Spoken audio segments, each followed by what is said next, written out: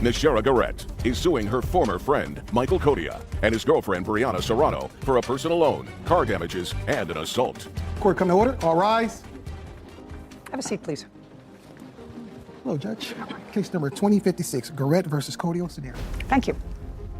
Ms. Garrett, this gentleman, Michael Codia, is that correct? Codia? Yes. You and Mr. Codia have been lifelong friends, according Yes. to what I read in the complaint. Lifelong, you're both very young. How do you know him? Well, we used to ride bikes together. His mom used to also braid my hair when I was a child every Sunday. But you and Mr. Codia were never involved in any relationship other than just friendship. No. And Mr. Codia, Miss Serrano is currently your girlfriend. Correct. Yes. She had been your girlfriend and been living with you for a while, and you have a child together. Yes, correct. Well, she's currently pregnant. We're expecting. Yeah, we're expecting. Great. You had a fight with Miss Serrano, and that was around June of this year. Yes, Your Honor. And it was a substantial enough fight that Miss Serrano left the home, and she left the home with your child. And how old is your child? As I was saying, we are expecting. So you don't have a child together? She's 6 months pregnant currently. Okay. So you're just living, and she left. Correct. At about the same time, Miss Garrett, your friend, needed a place to stay. I wouldn't say needed a place to stay, but What would you say? it was more like I kind of had a clue like she had a place to stay, but it was just one of those No, situations. no, look over here. Look over here. Okay. Sorry. Now, Mr. Codia, I want you to understand there are very few stories that are new under the sun. I want you to really understand that. I have children. I have grown grandchildren, boys and girls. I've seen all the movies that I want to see about romance and guys. So your girlfriend leaves you. Yeah. Yes. And would it be fair to say that you invite Miss Garrett to come and stay with you? Yes, it would be fair. Had you ever invited her to come and stay with you before? No, I have not. Not in the current apartment that I'm staying in right now. No. Had you in another apartment? No. So the answer is you had never invited your friend to come and stay with you before. No. Interesting. So on June 27th, she left. On what date did you invite Miss Garrett to come and stay in your apartment? June 16th. June 16th? Yes. So 11 days before Miss Serrano left? Miss Serrano left about a week prior to her coming. What date did you leave, Miss Serrano? Do you recall? I don't recall. I recall it was the end of, or mid-June of this year, I would say. I had personal things going on, so I really wasn't, Now, Miss Serrano, I'm going to ask you why you left. We had a falling out. Me and Michael had a falling out. Yes. What did you and Michael have a falling out about? Well, at the time, my mother was in the hospital, so that it was a disagreement surrounding having to move back home and take care of her in the household.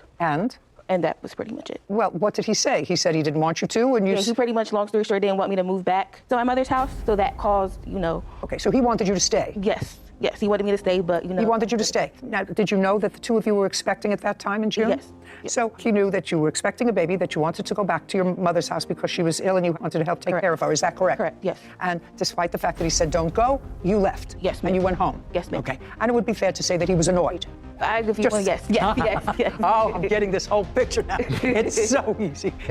Okay. And about a week later, he invites this attractive young lady who's been a friend of his for a long time, a non-romantic friend, to move into the apartment. Yes. You know that that was nasty, right?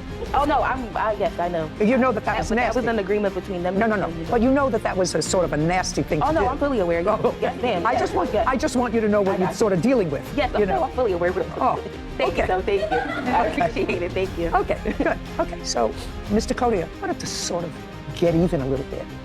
You invite Miss Garrett to come and move in, no rent or anything, because you didn't have an agreement to pay rent. You weren't going to pay rent or anything, and you moved in. And you moved in on? I moved in on the 1st. On the 1st of? July. July 1st. Now, Miss Serrano, I'm going to come back to you because this is such a fascinating story. Oh, Lord. Such a fascinating story. And he deserves to get dumped on a little bit. Oh, that's more where that came from, yes. I said that's more where that came from, yes. Okay, and between the time you left and July 1st, when Miss Garrett was invited to come to stay at the house, were you in communication with Mr. Codia? Yes, I would say like every day or every other day. We spoke, arguments, you know how it is. Yeah, well, first of all, you're pregnant and you have emotions and then you're taking care of family members and whatever. And so, I got it. Did he tell you that Miss Garrett was moving in? Yes. When? I would say I found out around like the 27th, 28th. Of June? Yes. Tell me how you found out that she was moving in. I believe at that point she was already moved in at that point. Okay, and what made you think that? Just based off of how the conversation went or how he told me. Tell me what he told you. What I was told was that a friend was moving in to solely cook and clean. See what's happening to this fly is getting vengeance on Not it. getting on me. What the hell's going on? Oh, you got a swapper too? Wow. I'm waiting for it to come over here.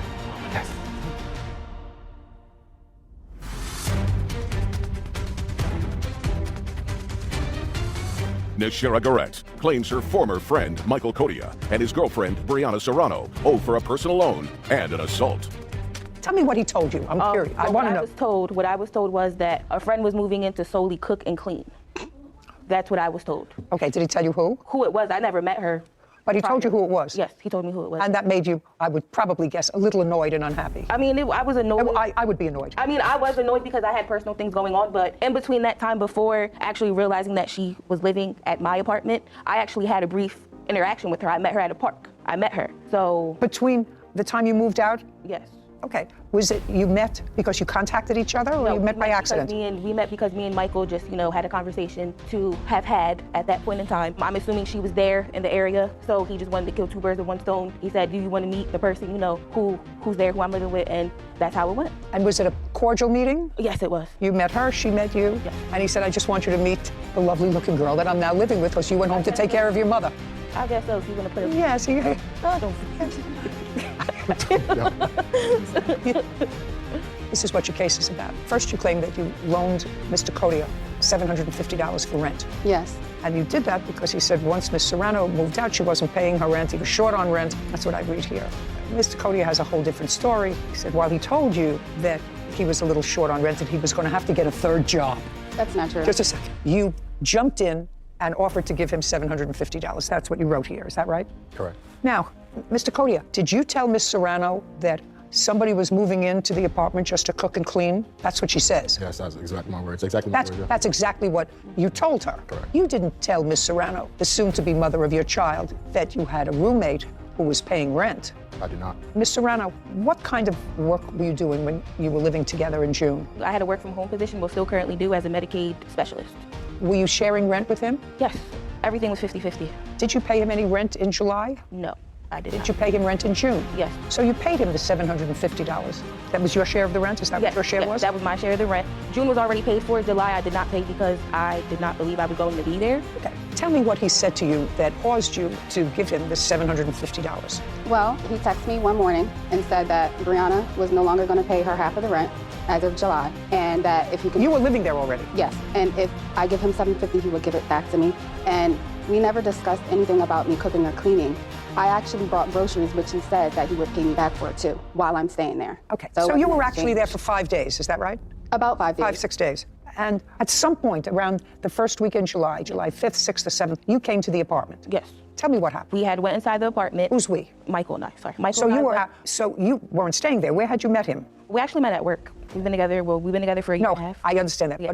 But you came home to the apartment together, and that was, I think, on the 7th of July. Yes. On the 7th of July. Where had you been? You'd been out. You hadn't been staying in the Oh, apartment. no, yeah, I was out actually just going to rosaries and stuff like that. I actually went to go pick him up after a family function from work. After picking him up from work, we went back to the apartment, went upstairs. Was that the first time you had been back to the No, apartment? Since you left? Since I left, I've been there on and off. Like, not on and off, but like every other couple days. But I've been there, not living there, but I've been there spending the night and, Have you ever, when you were there, had you seen Miss Garrett? Nope, but I've seen her belongings though. Okay. But you knew she was there because he told you that she was there. Exactly. So on the 7th, you picked him up, you went back to the apartment, and you'd been there before, but you had never actually physically seen her in the apartment. Correct. Despite the fact that you knew she was there. Correct. Because you'd been introduced to her. Correct. Okay. And what happened? So we went upstairs. She seen that I was with him, and I guess that must have made her mad. No, just tell me what happened. So there was an argument. Tell me what the argument was. I don't even know what the argument was, honestly. You just seen me, and then there was an argument that unfolded about what I still don't know to this day. Okay. So now, Miss Garrett, they came home, and Okay, so them two never came to the apartment together at all that night and previously. no, just tell me that night. Oh, that night. So me and Michael discussed that, hey, listen, things are not working out. He has had multiple people in and out his house, and he was making me very uncomfortable, as well as Miss Serrano popping up. So what do you say? You said multiple people in the house. Guys, women every night. I would sleep in the park. One night I slept in the park because he had Miss Serrano popping up at 3 o'clock in the morning, her throwing my things around, telling me to get out the house. So I had to go in my car and go sleep in the park. And we had conversations that night when it happened, when she popped up. Hey, can I go What sleep? date was that? It was, I want to say July the 2nd or the 3rd. Okay. Yeah, Before the 7th. right. Okay. And that's when you went out and slept in the park. Yes. Just a second. Mr. Cody, you remember that evening? Yes, I do. Okay. And that evening on July 2nd or 3rd, Miss Serrano was around. And they don't get along. They do not. Which is exactly what you anticipated. Of course. When you invited her to stay with you. Exactly. Absolutely right. Going to have two women fight over the prize, the grand prize. Okay. Did you take $750 from her? No, I Did you? didn't.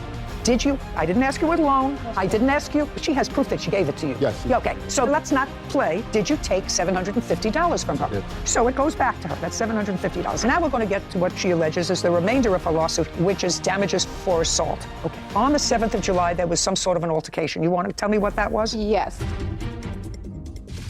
You did something that annoyed him. You went back to take care of your sick mother, which also attests to his bad character. And then what he does is he invites someone, a woman, to come into the house because he knows that it's going to irritate you. That's exactly what happened. He acknowledges that.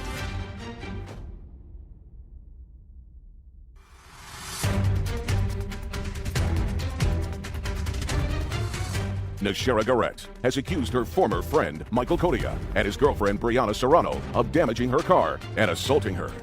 Now, on the 7th of July, there was some sort of an altercation. You want to tell me what that was? Yes. So that evening, I went into the house and he had his witness, Darius, there. And This person? Yes. And me and Michael had conversations about him before, and I just thought it wasn't a good influence. So that evening, I walked in the house and I'm sorry, let me back that up. I asked Michael if he's gonna have men come in the house, could he please be there while I'm there with them? Because I didn't feel comfortable. He said yes. So when I walked in that evening and saw Darius there, I texted Michael and said, Michael, we need to have another talk. Because every talk we have, I'm thinking that we're having understandings, but we're not. So, and Darius set up a whole twin-size bed up in the living room.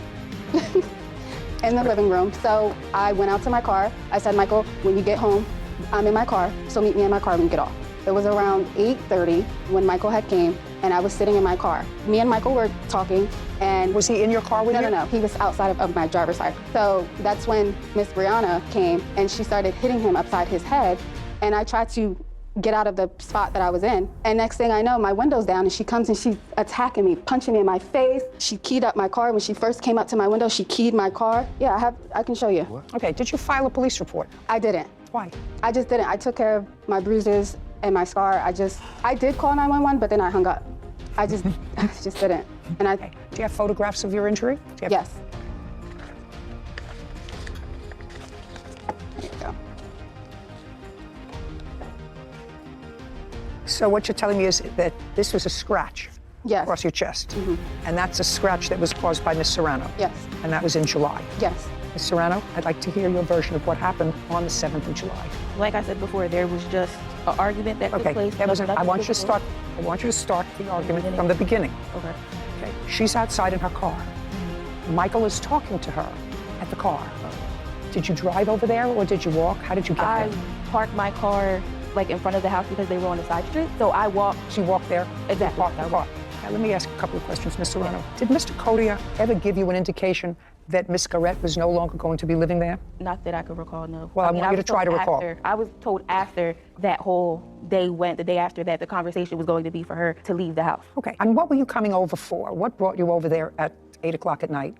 For him. What do you mean for him? Well, he left something in my car. He left a charger or something. It was something he left in my car that I was returning back to him. Did you tell him you were coming over? Nope, I just popped up. The answer is no. No.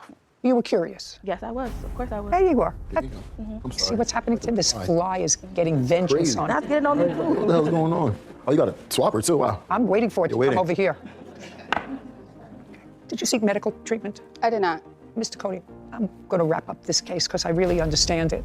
I believe I understand it. What I don't understand is why, and this doesn't require an answer, it's sort of a rhetorical question, why you would want to take someone who had been a lifelong friend and someone with whom you are having a child and put either one or both of them in a situation so they don't know each other really, so they don't know whether to like each other or not to like each other. I mean, I assume that at this point, you would, at least Miss Serrano was planning a long-term relationship with you, and she's having a child, and I assume she thinks you're going to be there to be supportive of the child. Maybe. Do you have other children? Yes, I do. How many children do you have? I have another son.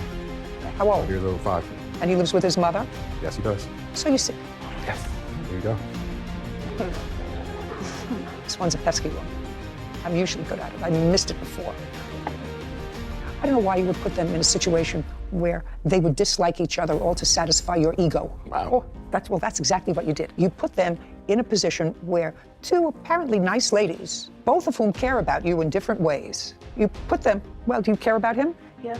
You think she cares about him? I've never, the entire time I was with They just know each other for a long time. it was way before me, so I guess if you would have Joe, feel like that. And they also went to senior prom together. Just a second. Wow, like I didn't ask you. I'm sorry, Your Honor. I didn't ask you anything. This is not a shout out.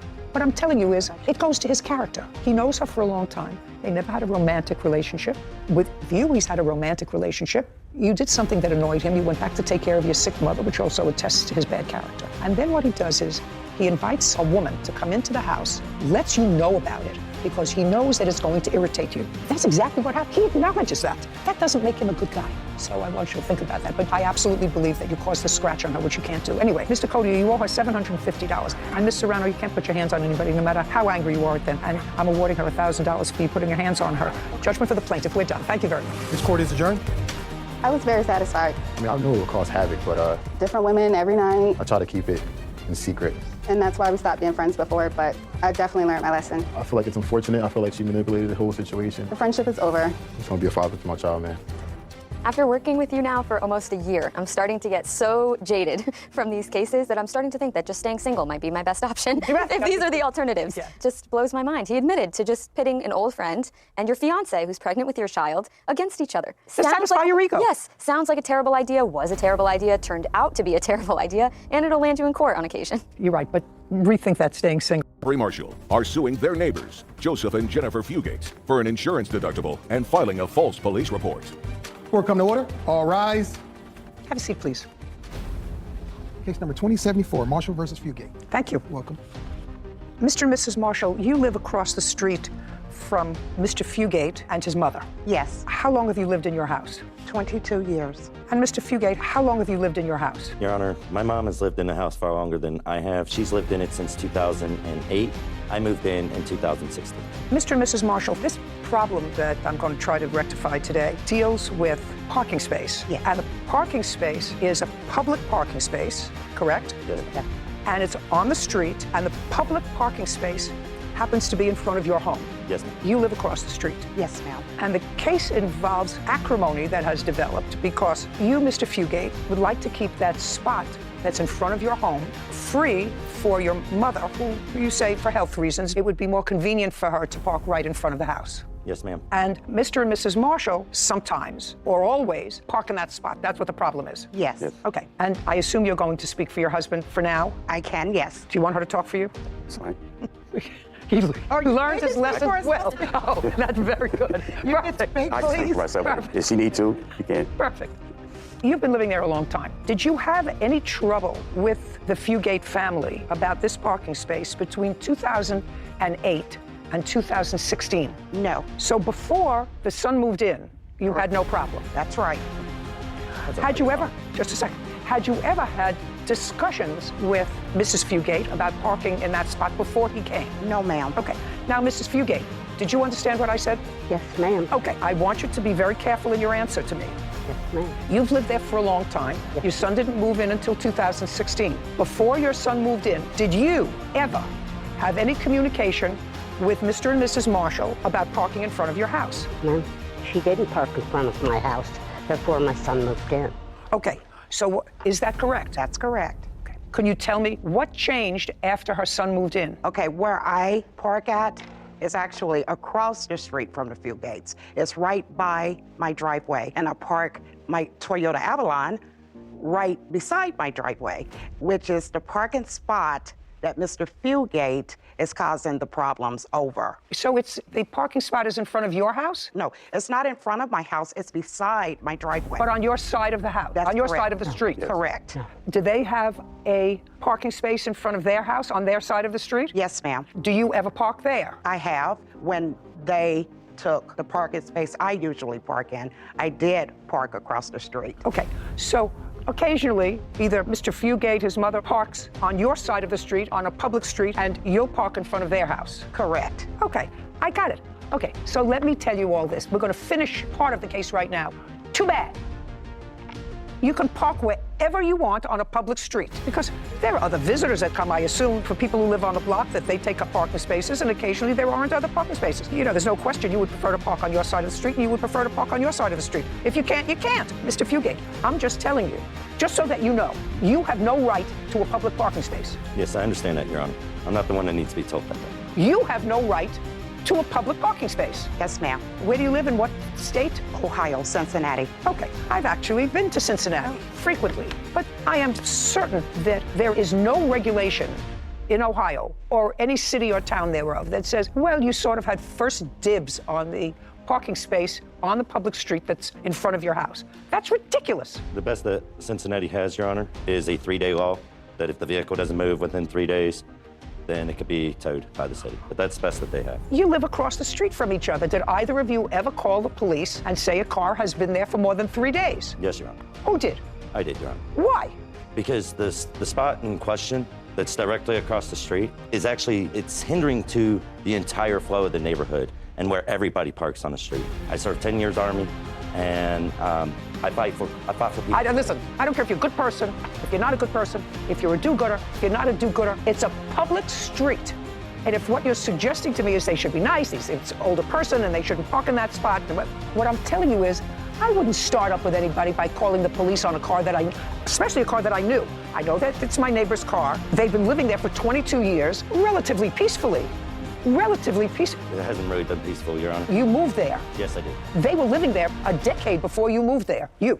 Yes, ma'am. If it wasn't peaceful, there are options. You're a free person. But I think it's absolutely ridiculous. I cannot imagine my calling the police on a neighbor's car that was parked in the street. Well, that created problems. Okay, so I see where we're going. We're going to get to this case. Reimbursement for insurance deductible, that's one thing, because you claim that Mr. Fugate damaged your car. Yes, ma'am. On what date? That was on June the 26th. Of this year? Of 21, I'm sorry. Okay. Do you have any video evidence of the damage to your car? No, ma'am. All I have is a picture. Tell me how he damaged the car. With what did he damage the car? Okay. He damaged the car with his hand. I'm parking the car. You mean in front of? In front of Mrs. Fugate home. So on her side of the street? Yes, ma'am. I exit the car. Mr. Fugate is being erratic. No, don't tell me what your perception is. Tell me what he did. He was hitting the hood of the car. He came up to the car and was hitting the top of the car? Yes, ma'am. Okay, now I'll see the car and the police report.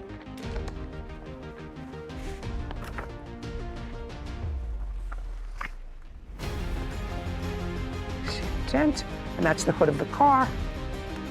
Okay.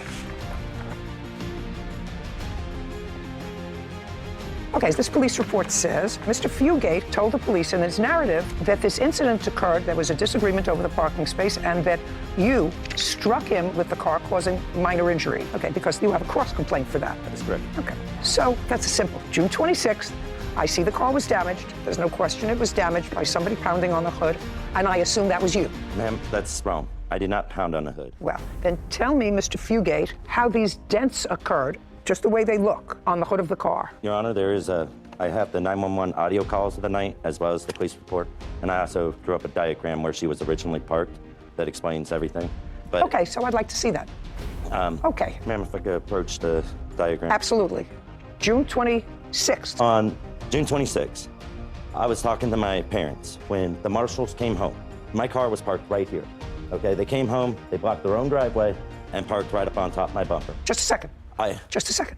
So you, Mr. Fugate, were parked on a public street where you could park on their side of the street, not your side of the street, okay? Yes, and they came up blocking their own driveway.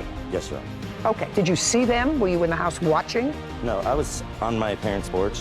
Okay, so now you're on your parents' porch, they're in their car, and they blocked their own driveway. Yes, Your Honor. Okay. Not a big deal, right? Not any of your business. Right, it wasn't, like I said, wasn't any of your business. Exactly. So go ahead. Anyway, I'm talking to my parents on the phone. They're just getting done working. I can hear that the marshals are upset about where I'm parked at on a public street. And I went out to save my parents' spot because I could hear her say, I'm going to teach him a lesson. So, Mr. Fugate, now, is what you're telling me that car where you're standing, you went out to make it so that they could not park on a public street?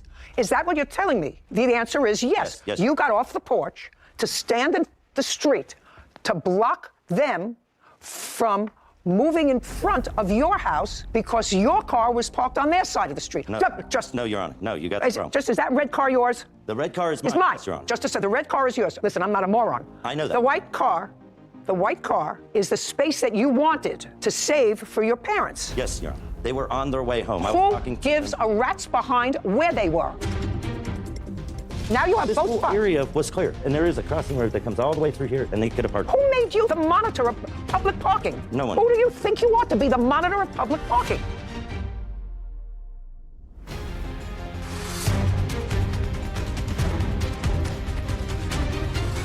Sherry and Jeffrey Marshall claim their neighbors, Joseph and Jennifer Fugate, owe for an insurance deductible and filing a false police report. Joseph and Jennifer are countersuing for medical bills from an assault. Now, you went out on a public street to go like this to save a parking space for your parents Yes, sir. that you had no right to do. Let me just understand this. You had no right to go out there. You parked on their side of the street, and then you went outside to save the spot because your parents were on their way home. Yeah, Just a second. You have no right to do that. Zero. Don't you understand that? No, actually, I don't understand that, Your Honor. How do I not have a right to save a spot? You do not for have a right to my save a elderly public parents? Just a second. You don't have that right because I'm here to tell you. You don't have a right to save a spot on a public street by standing in the street like this. Don't park here. And I'm you not have like this. I don't care whether you were hopping on one foot and chewing gum. You don't have the right to save a spot, and it makes it twice as obnoxious because you parked on their side of the street. Now, if there was a spot in front of their house that they could park in, and they said, no, we're going to park in front of the defendant's house, I could say, you know what? That's nasty. Well, that's just that nasty. Now you have this both whole spots. area was clear, okay? And there is a crossing road that comes all the way through here, and they could have parked. Who made you the monitor of public parking? No one. Who do you think you are to be the monitor of public parking? Get back. Yes, sir. Okay, so now, Mr. Monitor of Public Parking, you come out and you're standing in the street to save the spot. She comes around to park there, right? Yes, sir. Tell me what happened.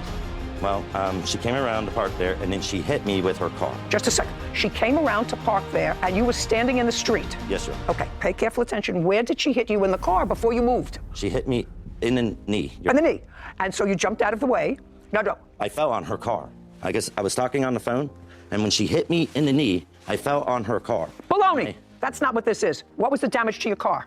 That's baloney. That didn't happen because your elbow went on her car. Sir, she hit you on the knee. She hit you on the knee with the front of her car, which is possible. By the way, you have medical records to show me? I do. I'd like to see them.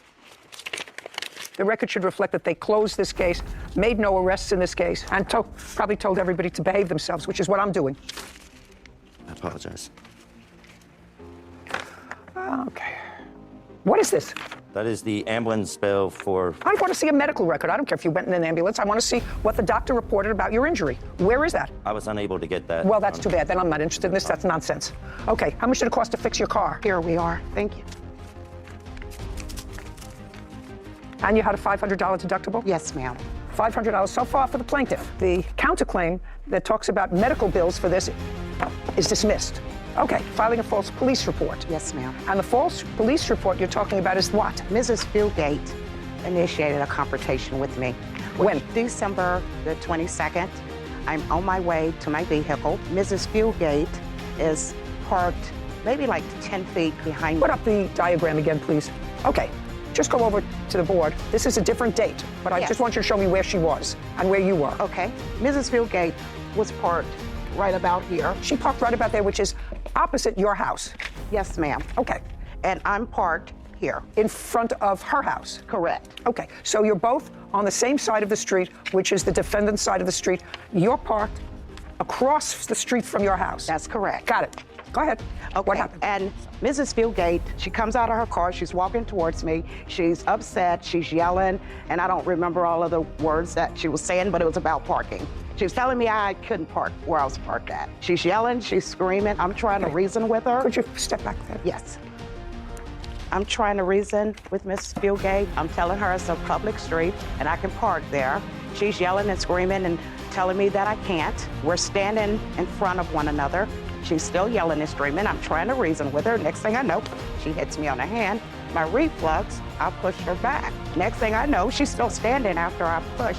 Next thing I know, I guess she thought about it, and then she made herself fall on the ground. Well, I don't know whether she did or not. Somebody said with regard to this that there's a video of this.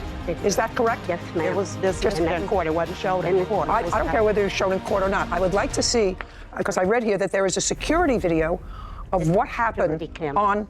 If it's a video, you don't have to go up there, Ms. Fugate, because I can actually see it myself. So now, those are the two cars parked on the same side of the street, and they are parked on the defendant's side of the street. Yes, ma'am. And your car is the... Black car. Your car is the black car, their car is the red car. That's correct. And that's Ms. Fugate getting out of her car. Okay, now I'd like to see the video. she started to move up.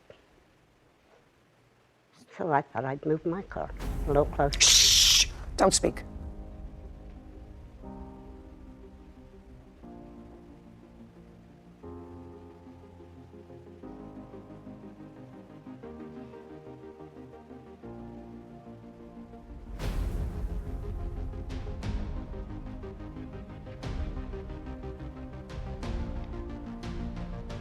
That's when she... Shh! Okay, I'm going to see that again, please. And I'd like you to do it slowly at some point when they're right in each other's faces and getting very nasty.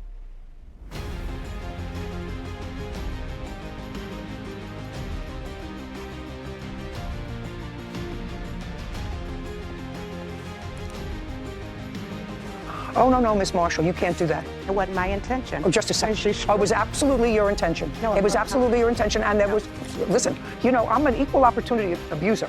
You can't do that. You can't do what I just saw. What I just saw is unreasonable behavior and totally inconsistent to being maybe, which I didn't see, slapped on the hand. Right. Maybe slapped on the hand. I didn't see it, but I did see you give her a substantial shove, and she is a person who has a certain infirmity, and she fell. And if she fell, and if she was injured, you're responsible. That's it. I saw you give her a shove that didn't, as you say, she decided to fall back down. No, madam. You hit her with such force that she fell backward. You say no, I say yes. I'm a judge. I win.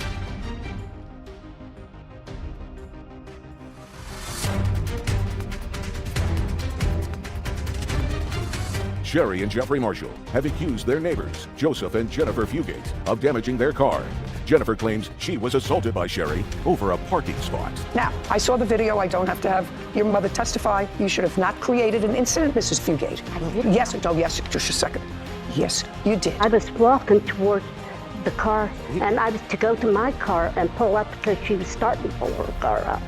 And if you look, she started to pull her car up first.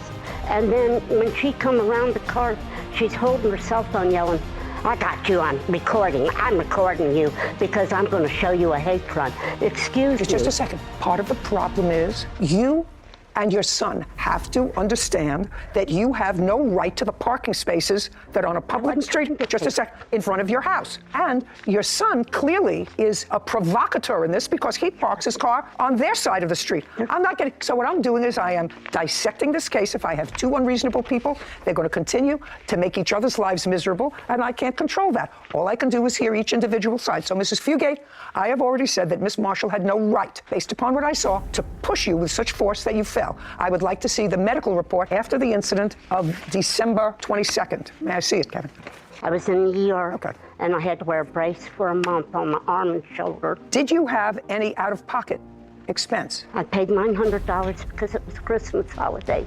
All I want to know is, did you have any out-of-pocket expense? Yes, Your Honor. And yes, I had... Shh. What is this? I had to have a woman come in and clean my house. I don't care about that. That was out of... I don't care about that. Return that to her. That's a cleaning bill for somebody to come in and clean. Let her clean. Okay, so filing a false police report and false arrest. Who was arrested?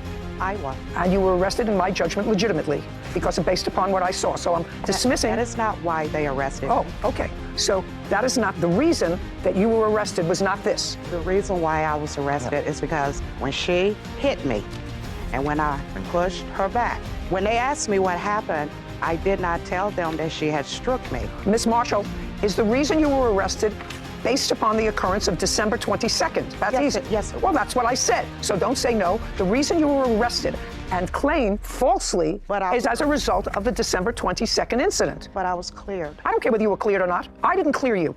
The burden of proof in a criminal case is proof by beyond a reasonable doubt, okay? That is not the burden of proof in a civil proceeding. It's a much lower standard. I looked at that video. I believe that your conduct was unconscionable. And not hers. You didn't see. I think that her behavior was stupid. I don't, just a second. I don't see her hitting you. I see you walking away, Miss Marshall. I see you walking away, but I saw you give her a shove that, as you say, she decided to fall back down. No, madam. You hit her with such force that she fell backward. You say no, I say yes. I'm a judge, I win. So you, on your case, I said, absolutely. I don't believe him. I don't believe that the damage to your car resulted from his putting his elbow on it. I told him you have absolutely no right to save a space for your parents. I'm awarding. The case is malicious. From what you saw him do, that's what she did. She installed the camera, set me up, maneuvered me in front of the camera. She knew what she was doing when she hit me on the hand. Okay, just a second. Just a second. All of it is Just a second. malicious. It's not your judgment that I'm concerned about, madam. I'm telling you based upon what I saw. I'm awarding Mrs. Fugate, who I think she and her son both have to understand what a public street is. I'm awarding her $2,000 on her counterclaim for her injuries as a result of the assault. I'm dismissing part of your claim for false arrest. I awarded you for the $500 that you asked for your deductible. You got your $500 that's coming off the $2,000 that I've awarded Mrs. Fugate for her injuries, judgment on the counterclaim for $1,500. Thank you very much. We're done. This court is adjourned. I wouldn't have never maliciously pushed anybody. I've been trying to tell this story forever. I didn't know what else she was going to do. I was trying to protect myself. It really does harden me that there are people out there that could go and just do this. I have always been friendly. I never bother anyone. They keep bothering us. We're really hoping that this does resolve the issue. I just want them to leave us alone. Bring them to Judy Justice. Because she really does care. You want to know how I know that the plaintiff wasn't being truthful when she said that I wasn't being malicious, it was an accident, I did not push her that hard? If that had happened to me, and I was just trying to get someone away from me, and that reaction from the defendant of falling back, I thought she almost cracked her head on the curb. I would have said, I'm so sorry, oh my goodness, I would have gone down to her, I didn't mean to push you, let me help you up. The plaintiff just walked right back to her car, and you could see her face almost had a smirk on it, just walked right back to her car like she didn't even care. And that to me says you knew exactly what you were doing when you put your hands on that woman. Yeah, and I didn't see a slap. It could have happened. I said it could have happened. It could have happened. I just didn't see it. That reaction was an overreaction. Daniel Gray is suing his former friend, Tony Woods, for car damages after a night of drinking and driving. Court come to order. Have a seat, please. Hello, Judge. Case number 2018, Gray versus Woods. Thanks, Kevin. Everybody sober today? Yes? Yes, ma'am. Yes? Yeah. You? Yes, I'm sober. Yes? Oh, yeah. Most definitely. Everybody. Okay, good. You two gentlemen know each other. You went out for an evening. I assume there was some drinking and your car got totaled. Yes, ma'am. It is your claim that the defendant was driving your car when it got totaled. Yes. The defendant says he was drinking a little bit, but he says that you don't remember because you were so blotto that you were driving. Right? Yes. So that's what the case is about. It's simple. Two drunks, nobody knows who was driving the car when it got totaled. Let's see if we can decipher it. If we can't, I may not care. Because you're not supposed to be in a car when you're drunk. Otherwise, you can kill a lot of people, as we all know, right? You want to drive drunk and kill yourself, that's one thing. Take a lot of other people down, and sometimes you make it out. So you have to be understanding to the fact that the judicial system really doesn't give a rat's behind if the two of you were drunk and in a car, and neither one of you was together enough to know who was driving the car. When did this incident happen? It was November 27th, 2021. How long have you known Mr. Woods, Mr. Gray? I've known Mr. Woods about 20 years, I would say. So you've known him since you were kids? Yeah, since high school. And you have gone out frequently? Yes. Does he come to your house? Yes. You go to his house? Occasionally, yes. Occasionally. And where were you going on the 27th of November? We were going downtown Ann Arbor to attend some festivities from the Michigan versus Ohio State football game. To a football event? Yeah. How did Mr. Woods get downtown? Well, Your Honor, I got dropped off. By whom? My friend. Friend's name? Lauren.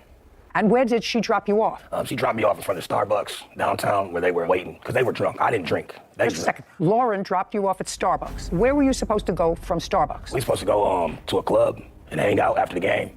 So you first went to the game? No, they went downtown right after the game, and I came to meet up to hang out. So it was all after the game? Yes, yes, yes. What time did Lauren drop Mr. Woods off at Starbucks? I would say it was around like 3, 4 o'clock. In the afternoon? I believe so. What time did Lauren drop you off? It had to be about 5:30, 6 o'clock. And when you say it had to be 5:30 or 6 o'clock, how do you know that? Because the game was over.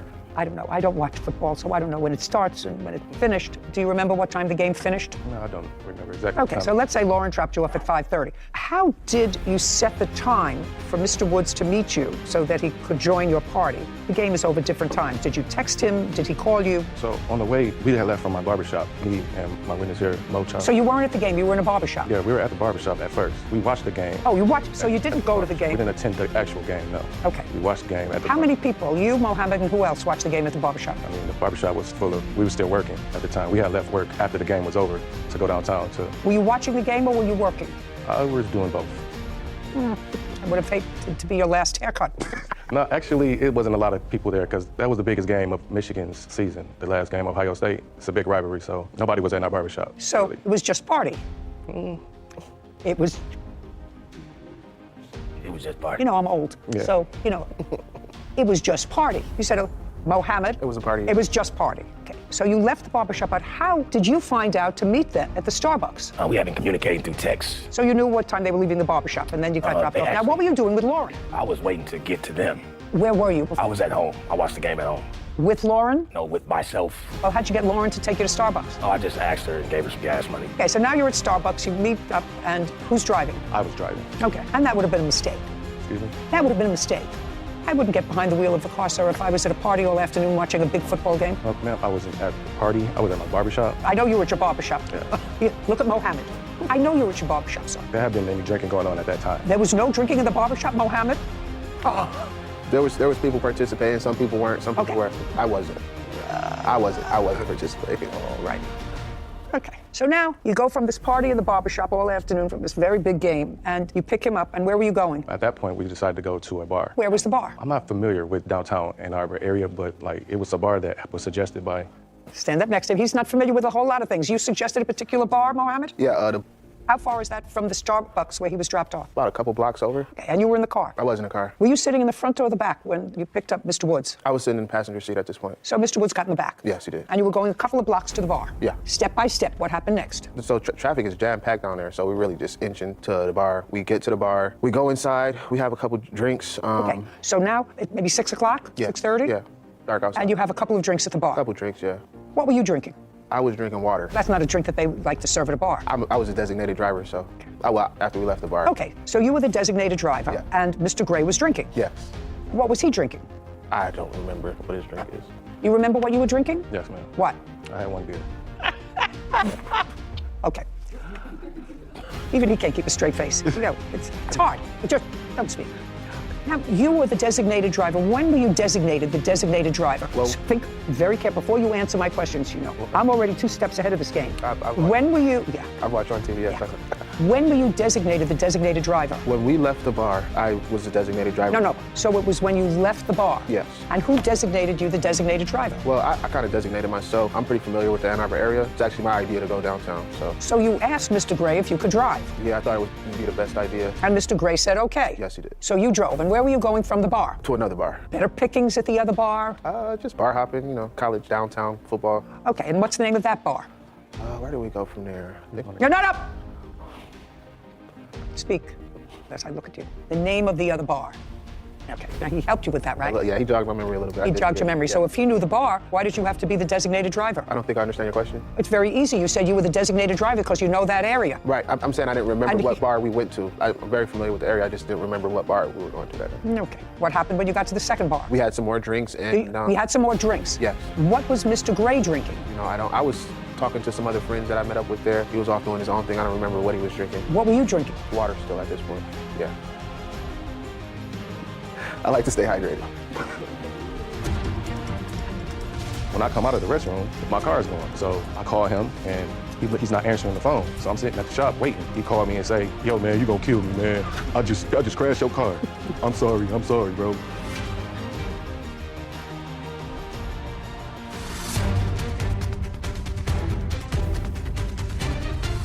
Daniel Gray claims his former friend, Tony Woods, drove drunk and crashed his car.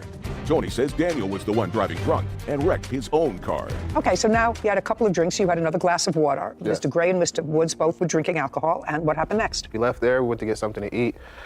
Where did you go to eat? We went to, what's the name of that place? I don't know the name of the place, and he's not going to tell you. It's a hot dog place. It's right around the corner from where we was drinking. And then what happened there? We got something to eat. Okay, do you remember what time that was? You know, I really don't. Well, you've been already to 2 bars and a place to eat. So, and if you started out at 6 o'clock, it had to be closer to 9 or 10 o'clock. Right, yeah. Okay, then what happened? Came out of the restaurant. And you remember what you had at the restaurant? I had some waffle fries. And do you remember what Mr. Gray ate? He had a hot dog. And do you remember what Mr. Woods ate? He also had a hot dog. Good, so you came out of the restaurant. Do you remember who paid the bill? I think we all paid separately. Okay, so now you come out of the restaurant. Yeah, we come out the restaurant, we had eaten already. This is when Mr. Woods over here started Porsche playing a little bit, charged at me from across the street. You know, I tried to get him. But just a second. Okay. How did he get across the street? Well, the restaurant was across the street. We parked across the street from the restaurant. Okay, I got So I had already got back to the car. Okay. Mr. Woods over here started Porsche playing, and he ran across the street and tried tackling me, and he got me around my waist. I tried to put him in a headlock, but you see the size of his head.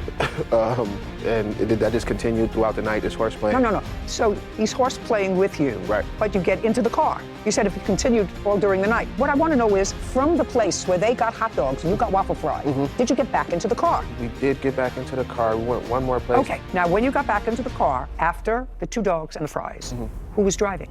At that point, I think I was still driving. Not think. I don't want to think. I believe I was driving. I dropped myself off to my next destination because I separated from them too. You went to one other place? Yeah.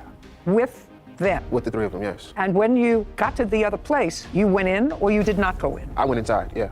Okay. Did you stay there? I did stay there. And what about the two of them? They went wherever they went. Back to the barbershop, I believe. And you were the designated driver. Up until So you were drinking the water? Yes. And they were both drinking alcohol? Yes. Yes. What do you mean, yeah? You go to at least 2 bars, maybe 3. You have a whole afternoon of drinking at a barbershop. Not you, you were drinking water. Water, yeah. I don't know what. Then you get dropped off. You was the designated driver. Now they're nowhere near home, so you knew one of them was going to be driving. Right. And as far as your testimony is concerned, you were left in the last place that you visited. They went out to go someplace else or go back to the barbershop. Right. Did you see them again that evening? Is not an answer. I mean, we're coming to court today. You know, it's not a photo shoot. You came here for testimony. I don't believe I seen them that night again. No, I'm just talking about that night. That's what we're talking about, that night. This is the night of the accident, the 27th of November, 2021. I didn't see them again. You're in a club. You don't know what happened. Now, when they dropped you off, did you go outside with them or did you just stay in the club? I stayed inside. So you don't know anything else? What happened after that? Now you can sit. Thank you. Okay, now, your witness, the designated water drinking driver, has dropped himself off. And the two of you go outside. What happened? After he gets dropped off, we are parked at a bar, and... Just a second. He stays there. You get into the car because you're going to another bar. No, not at this point. Where were you going? I was getting ready to go to my barbershop. He's not with you. Who was driving? I was driving at that. Okay, and you were driving to take yourself back, according to you, to the barbershop. Yes. And then what happened? Okay, so we get to the barbershop, and I leave the car running. He's in the car with me. Just a sec. Got to the barbershop, and you left the car running for what reason? Because it was cold outside. It was snow. It was it's November. Well, what were you going to the barbershop for? I went to the barbershop because I needed to use the restroom. And the barbershop is close by to this last bar you were at? Yes. How close? Maybe like 2 miles. Okay, so you went to the barbershop. You left the car running, and? So I go in to use the restroom, and I leave the car running, and Mr. Woods was sitting in the car still. So as I'm in the restroom, he comes in and starts knocking on the door and says that he had lost his phone when he had got out the car where we were parked at. Where? The last bar that we were at. I didn't actually go into the last bar. We was parked there. We were about to go in to meet up with him. What do you mean to meet up with him? He was with you. As he said, he met up with another friend. He didn't tell me that. He said you just dropped him off at the other bar, and you weren't going in. Just he was going in. You dropped him off. That's what he said. No, he went in. I understand he went in. Right. I never went in the last bar. Okay, you didn't go, and neither did he. Yeah. Well, I'm asking you. He said I lost my phone someplace. No, where we were parked at, he got out the car for a second. I never got out the car. He got out the car for a second. And what was he doing when he got out of the car for a second? He thought we were about to go in, but I told him that I needed to use the restroom. So he got back in the car. But at some point when he got out the car, he dropped his phone. So I told him I needed to use the restroom. So I go to my shop to use the restroom. I park the car. Got it. I get out. I leave the car running. I go in, use the restroom. He comes in, knocks on the door, telling me that, hey, yo, I lost my phone. Can I drive the car? Let me go pick it up real quick. And I tell him no. Like, just wait, I'll be out in a second. So he leaves, I hear the door open and close. I'm thinking that he's just going to sit back in the car. So when I come out of the restroom, my car is going. I call him and he's not answering the phone. So I keep calling. And then the next 10 minutes later, he answered the phone.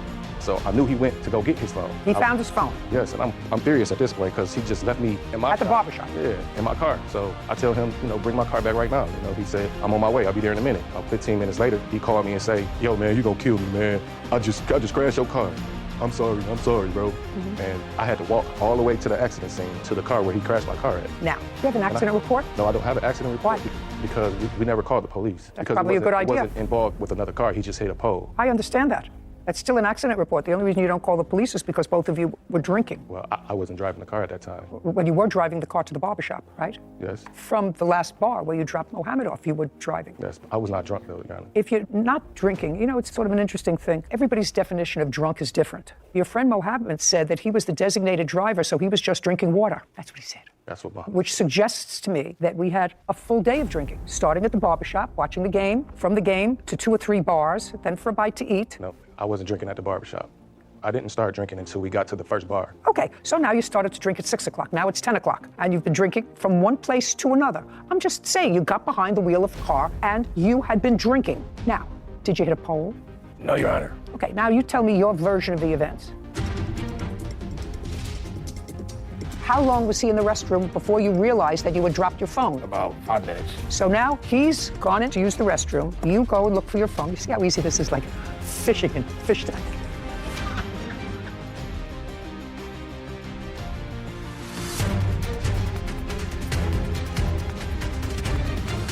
Daniel Gray has accused his former friend, Tony Woods, of driving drunk and wrecking his car. Okay, now you tell me your version of the events. Okay, first off, I ain't eat no hot dog. So I never, You didn't what? I never had a hot dog. Never ate Okay, hot dog. strike the hot dog. No hot dog. Whitney, he denies the hot dog. The hot dog. either. Yeah, okay. Okay. Denies the hot dog. Okay, so for what happened after they got in the car, first, they were very drunk. Just a second. You don't have to tell me. All three of you were drunk. I wasn't drunk yet. Okay. By the time the car got trashed, you were drunk. Let me tell you what I believe. Okay. So that you can pick it up from there. Okay. I believe that Mohammed was dropped off at the last bar. So there came a time at the end of the evening when it was just the two of you. I don't know who was driving, I don't know who was the passenger, but I believe that they dropped him off because otherwise Mohammed, who appears here as a witness today, would have had a better story because he says, I don't know what happened afterwards, because I wasn't there. So there was a time at the end of the evening that just the two of you were in the car. Okay. That's what I believe. Okay, can I tell you before that part though? Because he was driving down the wrong way of the street. There's no question in my mind he shouldn't have been behind the wheel of a car. And that's when I lost my phone and my wallet and we were wrestling in the street. He actually attacked me. Let's move forward. Okay. There came a time when just the two of you were in the car. Okay. When was that? Well, we were sitting in front of a bar that we were about to go to. I got out the car and I dropped my phone. At that time, I asked him to take me back to get No. You dropped your phone. And you didn't know you dropped your phone because if you knew you dropped your phone, you would have picked it up. Right, correct. Right. So then you got back into the car. Driver's seat or passenger seat? I was in the passenger seat. And Mr. Gray was driving? Yes. And Mr. Mohammed was at the bar? Yes, he was with a friend. He had gone to the bar, so it was the two of you. You're in the passenger seat, he's driving, and he's drunk. Yes. And you went back to the barbershop for him to use the restroom. Just follow, because there was a time when you wanted to go back to look for your dropped phone. Do you understand? Correct. Now, he goes back to the barbershop. How long was he in the restroom before you realized that you had dropped your phone? About 5 minutes. And you realized that you had dropped your phone because you tried to make a call while you were waiting for him. Correct. And it was snow on the ground, correct. And it was snowing and he didn't have a Frankfurter. Yes. So now he's gone in to use the restroom. You go and look for your phone. You see how easy this is, like it's like fishing in a fish tank. You went inside, and what did you do when you went inside when you realized that you had lost your phone? I told him, let's go get my phone, and he drove us and we didn't got the phone. Okay, so he came out of the restroom, you got back into the passenger seat of the car. Correct. And he got into the driver's seat of the car. Correct. And what happened? Then we called Mohammed to try to meet back up with him after we got my phone. No. Step. Slowly he turned. Step by step, inch by inch. Now you're in the car, on your way back to the bar where Mohammed is to look for your phone. I got drunk. I think I blacked out after that point. Not according to your answer. According to your answer, you knew exactly what happened, sir. What do you mean you blacked out? You signed a sworn statement. I know we got the phone. I got the phone back. Well, I know you got the phone, so you had to have driven back there successfully to get the phone. Yes. And is it at that point that you get back into the car and you blacked out? No, it was just I got really drunk after getting my phone. Like after that, You don't remember what happened? I remember getting my phone and being drunk. Like, I got my phone. Okie dokie, there we go. Okay, you were all drunk. As a matter of fact, I have zero sympathy for any of you getting behind the wheel of a car. Okay, the car was damaged. Yes, I have. And so what you want me to believe that you blame him, and I could understand that because I don't know how drunk you actually were, whether or not you blame him for your wrecked car because you were driving the car back to find his phone and it wouldn't have been in that problem had he not dropped his phone out of the car, or whether he was actually driving the car drunk. It's actually irrelevant to me. You were both driving drunk. You have a bill to fix the car? Yes, I do. I'd like to see it. And I have pictures of the accident. Okay, so the bill was $5,500, and you had insurance? Yes. And the insurance paid for how much? I had no fault insurance. So you didn't have? I didn't have collision. Okay. You didn't have collision, so you had to pay $5,500, which you paid? Yeah. Divide that by 2. $27.50. That's what I thought. So, Mr. Gray, there are some lessons that you learned, and I don't know whether other courts would agree. I have to make a determination as to credibility, and quite frankly, I can't determine between two drunks who's telling me the truth. Because on the 27th of November, both of you were in no condition to drive the car. And I can't tell who actually drove the car at the time that it was wrecked. But I do know that you drove the car from a club to your barbershop, and that neither one of you stayed at the scene, called the police, because both of you were inebriated, and knew that either one or both of you were going to get busted for a DUI because you both drove the car that evening. What? Ma'am, I was not drunk at the time that this happened. I did go to the bars, but I wasn't in the bars drinking. That I had one beer. $27.50, we're done. This court is adjourned. I feel like he kind of got the story wrong because I wasn't drunk, but I think that was very fair. I feel like, the judge was very reasonable. I had one beer that day, but I mean, there's a limit to like being drunk in the state of Michigan. It was just one of those drunk things, but we got it taken care of. I wanted to make him look like my vehicle. It was very snowy outside, and something happened, and I don't remember. I didn't do anything. I just called the tow truck and tried to get the situation solved. And I'm very happy to get this case behind me. Satisfied I got something out of the deal. I don't know. Hopefully we can get back to being friends. He's a good guy. I'm surprised you gave them anything. Unclean hands don't deserve money from this court, as we've seen time and again. So I'm surprised, really, that you gave him even half of what he was asking, because you couldn't tell which one of them was credible, if either of them were credible. And so what are you supposed to do? I mean, I guess splitting it down the middle was, I understand why you made your judgment, but I would have taught him a lesson, given him nothing. Interesting. Drunk driving is nothing to play around with. Yeah, okay. Very curious. Yes. Okay. I'm glad in the DNA it's getting tougher rather than softer. Oh, yeah. Okay, good. Yeah. You may be right. I just felt that they were both at fault, and either you leave the parties where they are, or you say both of you have to hurt a little. Yep. I understand. But I actually understand your position. Respect. Hunter Tara Gordon is suing her former clients, Beatrice Jackson and Nicholas Smith, for the balance of a wedding contract. Court come to order. All rise. Have a seat, please. Case number 2030, Gordon versus Jackson Smith. Thank you. Welcome. Miss Gordon, you're a wedding planner. Yes. You called her to plan a wedding that you were having in Las Vegas. Yes. It's your husband? Yes. The wedding was scheduled for what date? April 30th of 22. Your lawsuit against the defendants is for the balance of a fee that you say is due and owing to you. Ms. Jackson and Mr. Smith are counterclaiming for a whole bunch of things. They said that not only didn't they get everything that they paid for, that you selected the venue, and they were rejected from the venue because they weren't allowed to have a wedding there or serve liquor. So what was your fee that you quoted the defendants, and how much of that fee did they pay? My fee for planning the wedding was $4,000. And that $4,000, was that fee reduced to a contract? Yes, it was. I'd like to see it.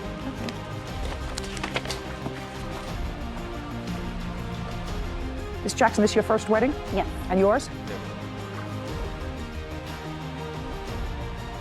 Okay, your total fee was $4,000 and a deposit of $2,000. Did they give you a deposit? Yes. Okay, so they signed an agreement to pay you $4,000. How much did they pay you in total? In total, for our planning fee, they paid No, in total, how much did they pay your company? $2,000.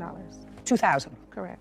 So how our company is set up is we're set up as an affordable payment plan for a wedding. So we set up our clients on a payment plan. So they also pay the expenses of all of their wedding through us. So you have to send them an invoice for what it was that you spent for the vendors. Correct. Okay. And then also the default of that contract states that if they miss payments, they have breached the contract. That's why we're here. Each of you is accusing the other of breaching this agreement. You say that they didn't finish paying you what they owed you, and they say you didn't furnish the services to them that they signed up for the wedding. They gave you $2,000, and the wedding was supposed to be held where? The banquet hall.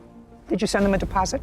No, because at that time she had not paid enough money. Just a second. The answer is no. You had not sent them a deposit. No. Had they sent you the deposit of $2,000? They sent me the deposit for our planning fee, yes. I'm talking about for your planning fee, $2,000. Yes. And how much was the deposit for? 50% of $16,000, which was $8,000. And where is the invoice for that you sent them? I don't have that invoice because she was not able to secure the venue. I read it, and from what I read in your complaint, the original venue that you secured, according to you, was rendered unavailable because of a broken pipe. That was the second venue. We went through 3 venues. The first venue, she lost that venue because she could not keep up with the payments and did not submit money for a deposit. The second venue was the R&R Event Center. That venue she lost because a pipe broke in the venue. Okay, just a second. R&R Event Center. And when was that taken? That was booked on March 11, 2022.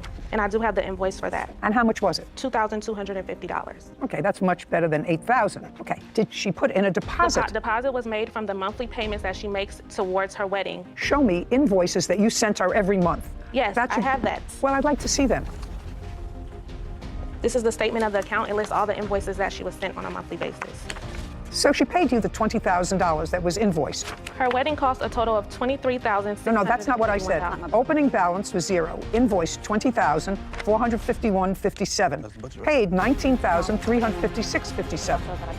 That's what this says. Uncross your arms. Correct. No, that's, okay. That's so correct. She paid for everything. Now. No, she didn't pay for everything because, as I just stated, her wedding cost a total of $23,651. No. Let's go back to, because I see that we're not getting anywhere.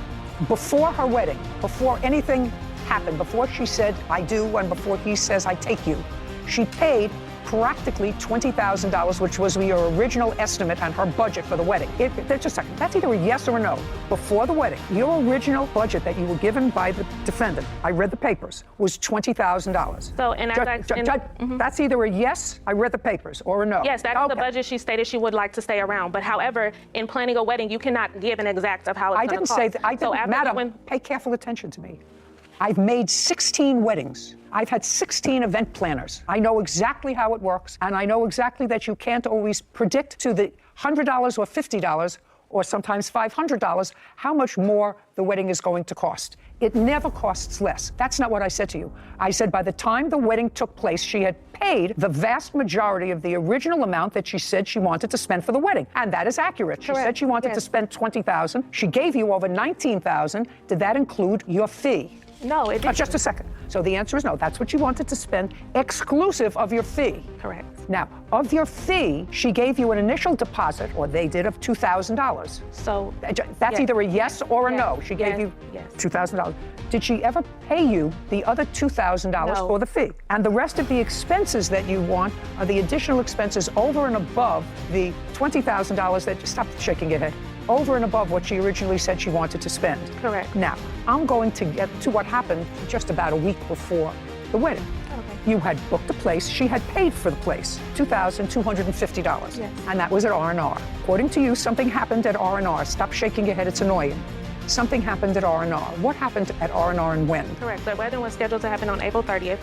Tell me what happened at R&R. I was informed by Rico, the owner, sitting on that side, that a pipe had busted and the venue would no longer be available for usage on her wedding date. And on what date was that? It was around the week before her wedding, or 2 weeks before her wedding, sorry. Date? I don't have the exact date. You own, manage, or what, this R&R? I'm the owner of R&R Event Center. Hey, tell me your last name, sir. Cox, C-O-X. Do you remember having a conversation with the plaintiff about the venue? Yes, ma'am. Do you remember when it was? March 25th of 2022. Can you tell me what you said to her and what she said to you? We had a conversation. I'm like, hey, problem with my venue. I had a pipe that busted.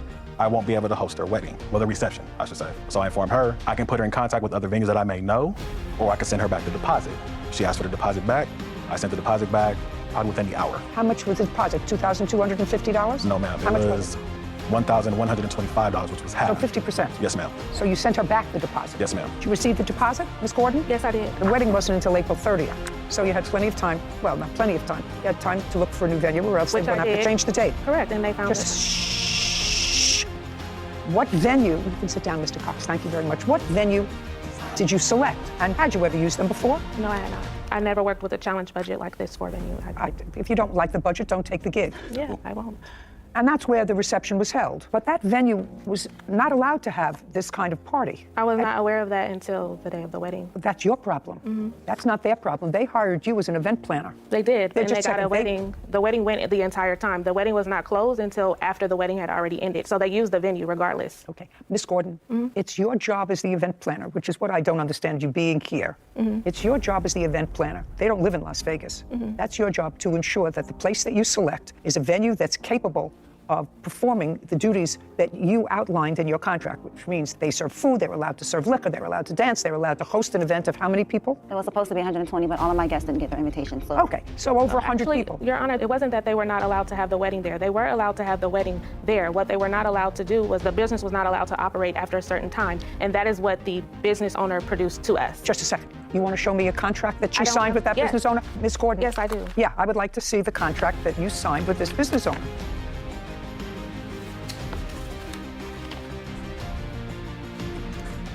Sarah, just for my own information, would you look up this venue, please? Tell me what you find. Ms. Gordon, this space was a little less money than the previous space that you had selected. Correct. $500? $700? Yes, and that's because they were not providing all of the things that the original event place was providing. Was this event space that you booked at the end of the evening, I don't want to use the word raided, closed by the police? That's either a yes. Did the police arrive at this venue? Yes, they did. Okay. And what time did the police arrive at the venue? They arrived at 9:30. Is there a police report that anyone has? No. And how many parties have you done where police arrived at the end of an evening or during the course of an evening in the 2 years that you've been in Las Vegas? Never. And the police arrived at this wedding not because anybody was creating a disturbance, there weren't shots fired. Well, no, that is why. You may say so. I don't know anything about the venue, but that's your job. You're supposed to know about the venue. When I told her in the first place that she needed to postpone her wedding, that was my professional You mean that's advice. No, that's not what she hired you for, to tell you to postpone her wedding.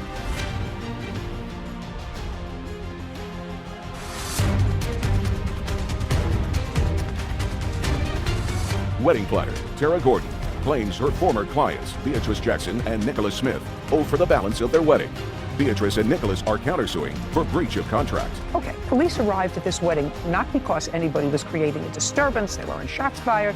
Well, no, that is why. They initially had a report because I don't know that. If you can show it to me, I don't have. I'd be more than happy to look at it. The police showed up. May I bring my witness up, please? For what reason? Because she can attest to the altercation that took place prior, which is why we were even brought up on the radar, because the other businesses in the vicinity of where the business takes place had complained. There was a lot of altercation back and forth outside of the event because she refused to sign the agreed upon payment plan to continue payments after the wedding. You understand that I'm not particularly sympathetic. I'm not. I'm letting you know I'm not particularly sympathetic for the following reason. Somebody plans a wedding and has a budget of $20,000 plus your fee. So that's, say, $25,000 that they either put together or are saving up for a wedding, first for each. A week before the wedding, something happens with the venue where the wedding could not be held at the venue of their choice. They're relying on an out-of-state wedding planner, that's you, to find a legitimate venue that is licensed to have an event. When they get to Las Vegas and on the date of the wedding, you present them with a new contract. No, that is not true. Well, when did you just a second, when did you give them, because you said that the problem which caused the police to come, just a second, I don't understand. Before I selected the very last venue, she was on FaceTime with me, looking at the venue with me, because I informed her I've never worked with this venue. I don't know anything about the venue. I told her that the best thing for her is to postpone her wedding. She was already behind in payments. This is her third venue. Just a second, she paid you almost the entire $20,000. She paid it in March. In March. Doesn't matter. She paid you almost the entire 30 days before her wedding. That's what you're not hearing. I'm not looking at you. Before her wedding, she paid you almost the entire amount of the $20,000 that she originally gave you as a budget before the wedding. If you look at the contract, it says that you're going to make monthly payments so that we can adequately plan your wedding. You booked me back in 2021, almost a year before your wedding. The wedding was to be planned over the course of that year. The initial venue that I have worked with, that I know is reputable, she ended up not paying the deposit on time, so they had to move forward with another date. After that, I didn't get any payments from her until March when she got her tax return, and then at that time, I was forced with less than 60 days to try to find another venue, in which I did, which was our event space, and then a pipe busted in that event space, and then I was forced to find another venue for her. I told her back in January, the top of the year, you need to postpone your wedding. Before invitations went out, before all of that, when she was having trouble with her payment plan, I advised her as a professional, I think you should postpone your wedding date. You may talk a lot, but the bottom line is you're the expert. Uncross your arms. You're the expert. You're trying to talk over me? You're trying to talk over me? No, I'm not. Good. So you're the expert. She's out of town. The reason that she selects a wedding planner in Las Vegas is because you're supposed to know whether or not the venue that you recommend is able to take care of the party you book. You may say to her, I don't uncross. You may say to her, I don't know anything about the venue, but that's your job. You're supposed to know about the venue. When I told her in the first place that she needed to postpone her wedding, that was my professional advice. No, that's not what she hired you for, to tell you to postpone her wedding. She hired you to plan her wedding, not to give her advice whether or not you're trying to talk over me. That doesn't happen. That doesn't happen. You have to understand there are certain things that you did. Okay. You got out the invitations. That's a great thing. I assume you got a DJ. That's great. All of those things. The wedding itself, to me, was problematic. If my wedding ended with the police coming to the venue, and it turned out that the venue was one where you weren't allowed to have that kind of an event, I would be annoyed at the wedding. They were allowed to have a wedding. No, they weren't. The police officer. The contract clearly states that. I don't care what it states. That's what the police officer said. And you know because you have a police I don't care what it states. I don't care what it states. You started to tell me before that the reason the police came there is because there was an altercation about you giving her another contract on that date, and there were words outside, and people were complaining, other people who were in the air. That's not what I said. What did you say? The night before her wedding, I explained to her. I want to know what's happened on the date of the wedding. Just a second. Can you let me finish so I can No, I want you to go because I have a limited amount of time and I'm getting very old. I thought what you said to me, and you're going to read this back, is that the reason the police were drawn to the venue is because of the arguments outside. Correct. Let's read that back. What I just said. That was on the date of the wedding. Correct. You got married, and you're happy, and you had people at the wedding. Got a free wedding. And you're almost done. Do you understand? You're almost finished. Go ahead.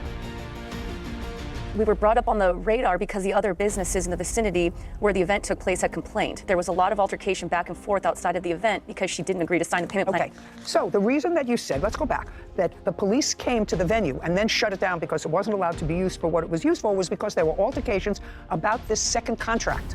No, that's not the contract we were having an altercation about. That's what I'm trying to explain. Oh, just a second. On the day of the wedding, Miss Gordon Did you present her with a new contract to sign? That's either a yes or a no. I did, but not for the venue. It's not for the venue. I didn't say it was for the venue. Yes. On the day of her wedding, did you present her with a new contract? The answer is yes. Yes. You said you had discussed that with her the night before? Correct. And uncrossed. Fine.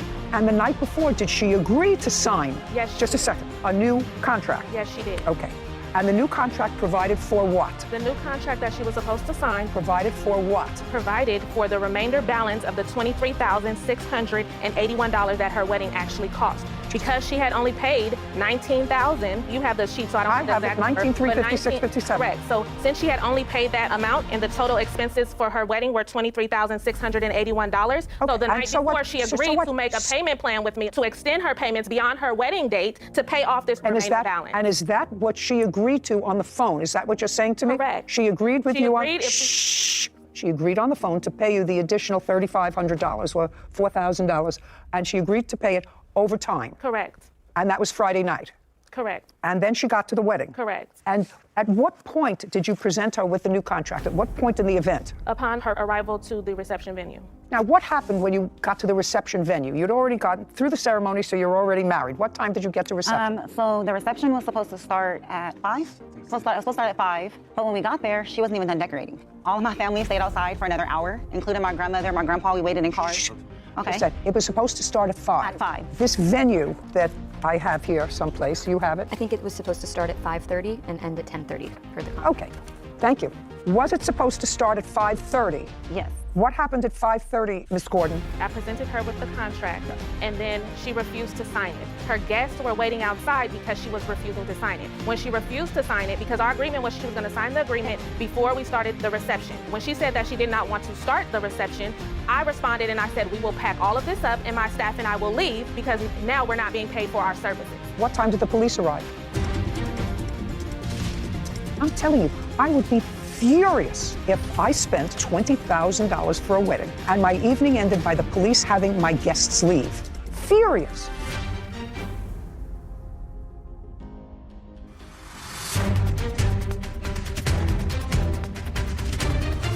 Wedding planner Tara Gordon has accused her former clients, Beatrice Jackson and Nicholas Smith, of refusing to pay the remaining wedding balance. Beatrice and Nicholas claim Tara booked an illegal venue for their reception. So, what time did the police arrive? The police arrived at 9:30. And did the police tell everyone to leave? Yes, they did. And told everyone that they had to leave? They arrived and they told me that everyone had to leave. Whether they told you or whether Yes. they told them. Yes. They said the place had to be clear. Correct. And that was an hour before the termination of the event. So at the end, the event was... The event was supposed to end at 10:30. Police arrived at 9:30. It's according to you. That's an hour short of the event time she was supposed to have at the venue. So the event was supposed to end at 9:30. This is her timeline of events that was supposed to No, take place. this is the contract. That's the time that I have the venue too. I have to clean up. The agreed upon timeline is here. The wedding was supposed to end at 9:30, giving me an hour to clean up. I'll take a look at what you have. I'm just telling you that this is the signed contract. That's between me and the venue because they were giving me an extra hour to clean up. That doesn't say that in here. Because I booked it for a timeline. I booked it from 5:30 to 10:30. I outlined everything that takes place. It ended at the last song of the night was at 9:30. And she went through the last song. We made it through the last song of the night on time. Could I take a look at that? I just can't wait till it's my turn.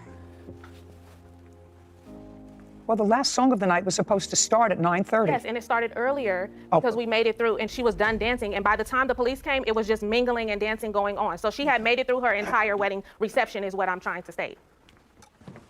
Yes, Mr. Cox. Please. Hey, I'm back. That's not true. The police actually came at 9 o'clock and... Were you there? I was the DJ. You were the DJ? Yes, ma'am. Oh. That didn't get paid. Don't speak. So the police arrived at 9 o'clock. That's correct. And what happened when they arrived, Mr. Cox? So- By the way, did you know them before the wedding? No, ma'am. Did you know her before the wedding? Just conversation that we had via Facebook or telephone. No, he did not know me So no. prior to I'm not talking to you. I'm talking to him. She booked your services. Yes, ma'am. And how much were your services for the night? My DJing services were $500. Were you paid? No, ma'am.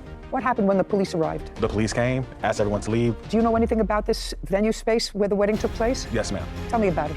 It's a storefront. So are a lot of venues in Las Vegas. Your case is dismissed. Do you understand? This is not a free-for-all. As far as I'm concerned, you got almost exactly what her budget called for. And I have one vendor that wasn't paid. Because she didn't pay. It's clear. Well, how do I know that you paid the other vendors? At least I know one vendor that you didn't pay. And she paid almost $20,000. They got paid because okay. I have two things. I have one vendor that's here that wasn't paid. You were paid almost $20,000. The balance, part of it, is for your fee. Part of it is my for... fee was not. Are you saying that part of this money that you're suing for, this $4,000, was not part of your fee? The $4,000 that I'm suing for is part of my fee. Of course, that's what I said. So part of that money was for your fee, and part of it was for vendors. I have one vendor here who says he wasn't paid. Well, I have receipts from other vendors if you like to see. No, I know you had a lot I vendors, but you didn't pay him. He's the only I didn't pay him body. because she didn't pay me. It's clear. She didn't pay me enough money to pay her venue. I have here proof of how much every item in her wedding cost, which exceeded the $19,000 that she paid. Clearly, she owes more money. That's the facts of the matter. She owes more money to She's what her wedding countersuing you for ruining her wedding because you booked it at a venue that wasn't allowed to have a wedding. She's got a counterclaim for far more than your claim. Bottom line is, she picked a wedding planner, she picked a venue, she tacitly approved this change of venue. Both of you had to at the last minute, but you did that relying on the wedding planner to find a venue that was capable to hold the event. And it wasn't. It wasn't. That's your job. Your job is to find an appropriate place so that the police don't raid a wedding a half hour before it's over. That's not the way a wedding is supposed to end. So what I want you to tell me is you're suing her for $4,300. How much of that $4,300 is your fee? $2,000. And you didn't pay him? No. So that's 24 minus 500. You didn't pay him because you have to pay him. I pay him. Part of He's it already was to paid. pay him. I'm deducting it. Okay. I'm not paying you for your fee. Okay. You booked the wrong space for your fee. So far, I have $1,825. Other than the DJ, who else didn't you pay? I'm very clear. Can I? Other than the DJ, he's going to tell me, the DJ is going to tell me, other than the DJ, who else didn't you pay? Mr. Cox, could you stand up, please? You seem to want to tell me something, and since you didn't know either one of these parties, I'm going to let you tell me. Do you know any other vendor, other than you, who wasn't paid? The bartender also was not paid. Bartender. That's correct. Which is his wife. That's correct. I don't care if it was his wife or not, it was the bartender. Right, but what I'm saying was the bar was included. How much were you supposed to pay the bartender? The bar and the bartender came with him. He offered to do the bar and to DJ because his pipe busted. So what I'm saying is, he said, I'll bring my bar and I'll do a cash bar, meaning That's because a bar you can't have for $500. So Right, we'll but do he a was cash doing bar. Correct. Did you do a cash bar? Yes, ma'am, I did. Okay, so you made some money off the cash bar? Yes, ma'am. Yes, of course. Got it. Now you can sit.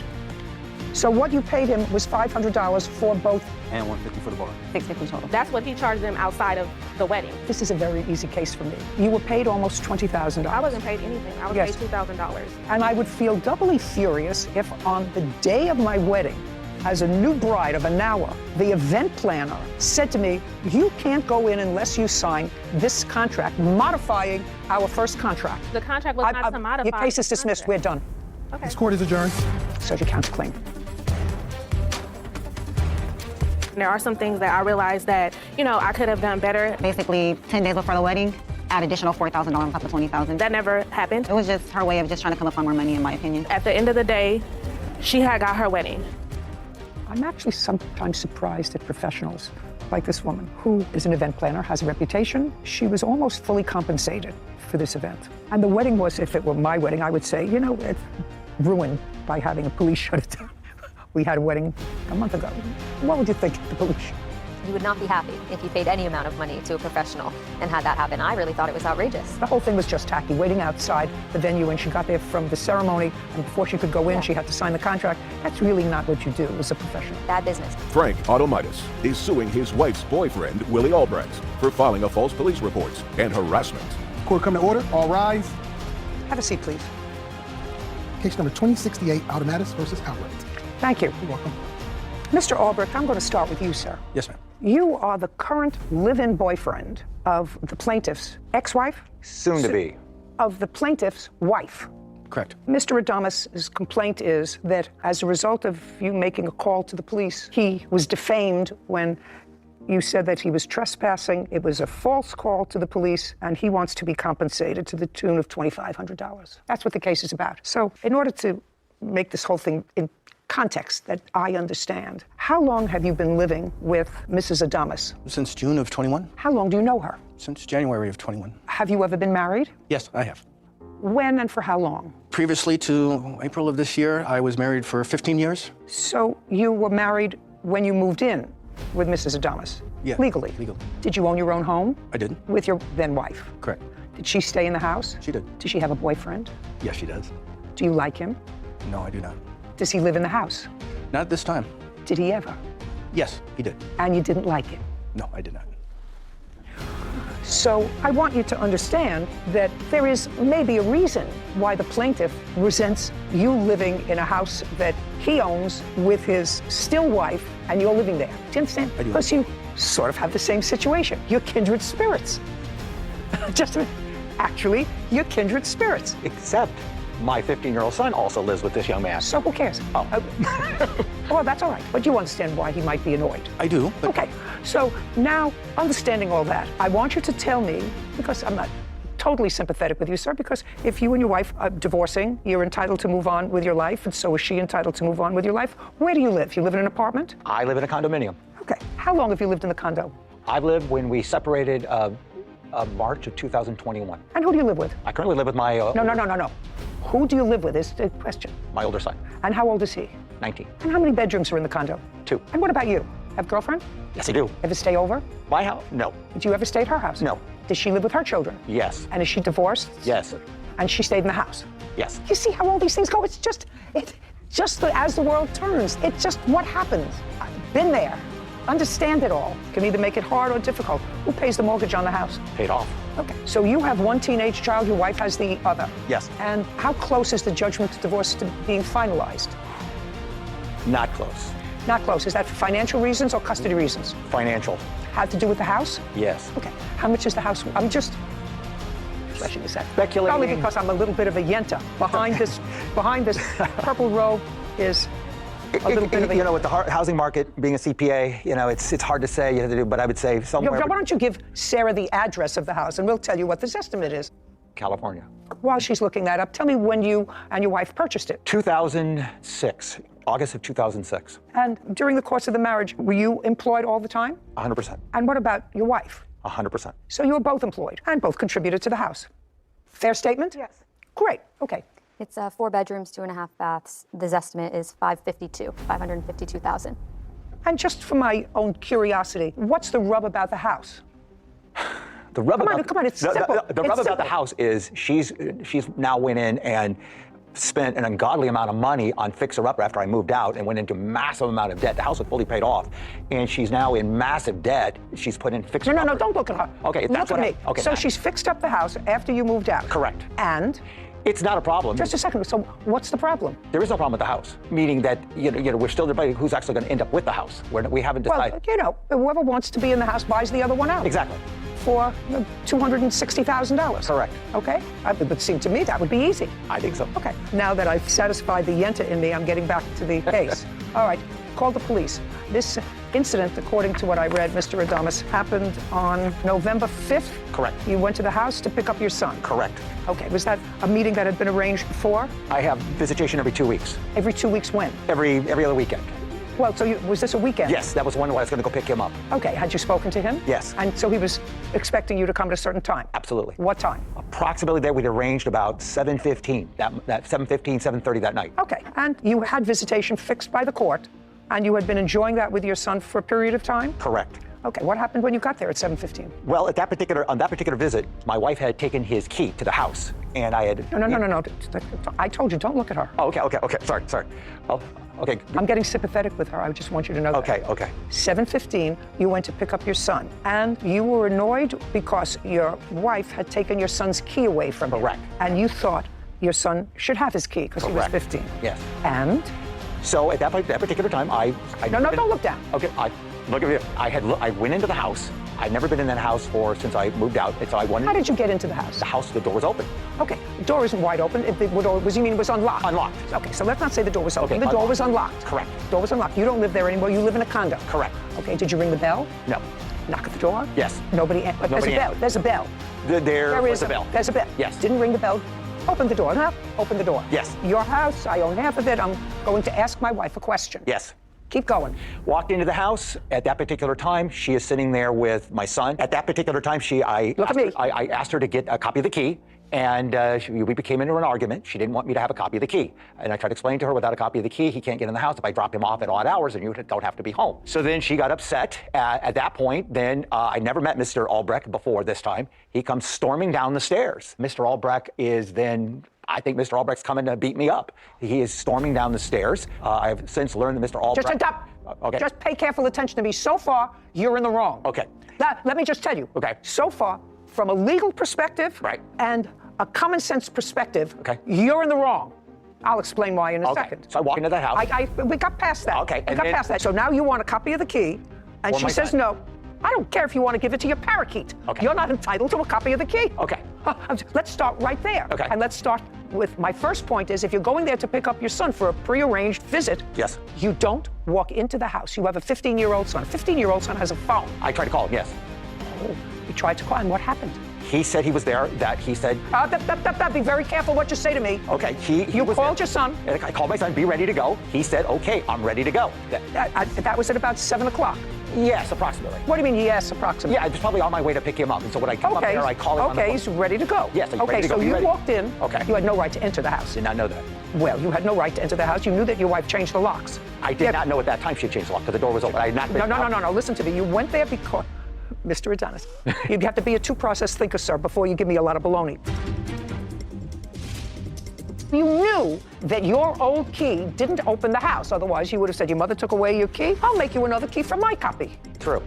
True, of course it's true. So, you know. And later today, I wasn't allowed to live with my dad and stepmom because they moved into a 55 and over neighborhood. When? If you tell the truth, you don't have to have a good memory.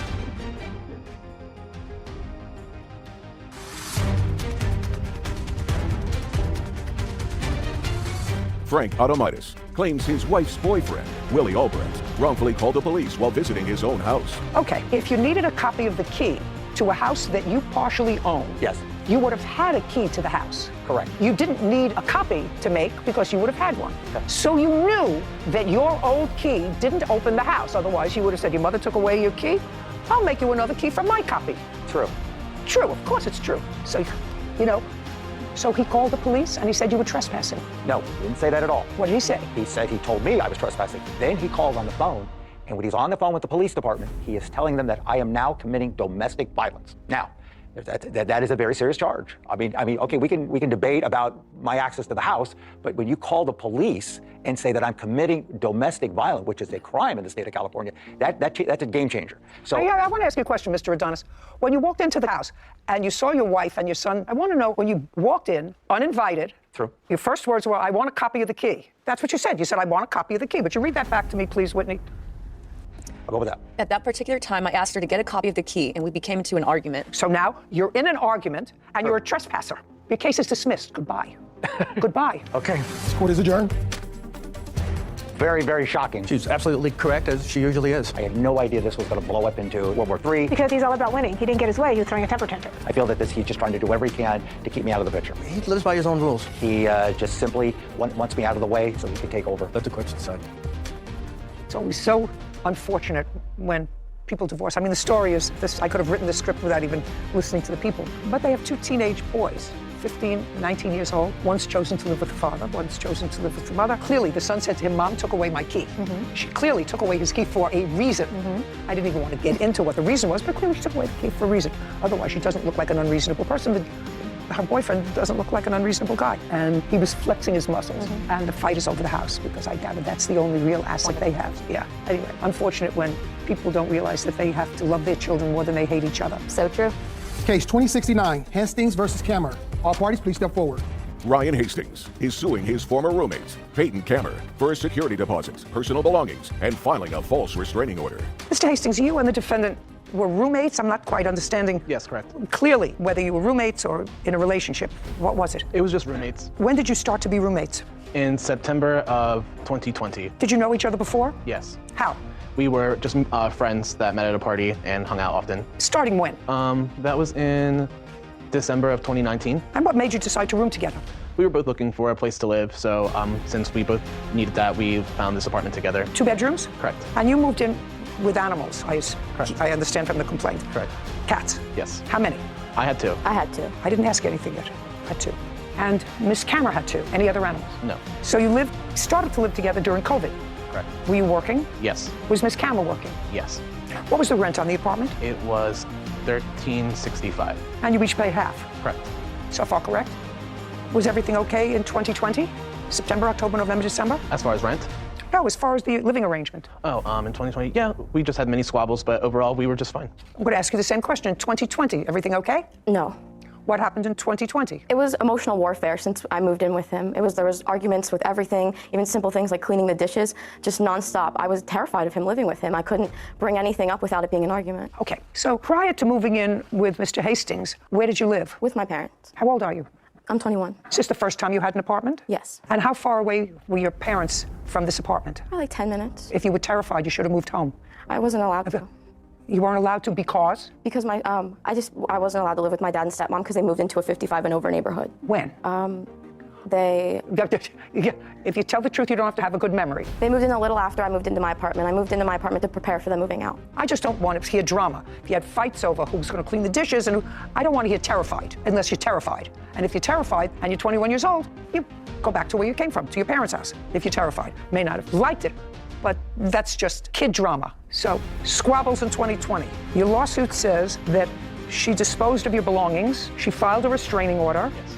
As a result of the restraining order, you were evicted from the apartment. Yes. It was a false restraining order. You hired a lawyer to appeal the finding of the judge that you had harassed her because this restraining order was based on harassment. Yes. May I see a copy of it, please? I have a copy of the restraining order. Of the order or what it was based on? It said it has the whole thing. It says what it was based on. Yeah, I see what she has. It doesn't look like it was told what it was based on.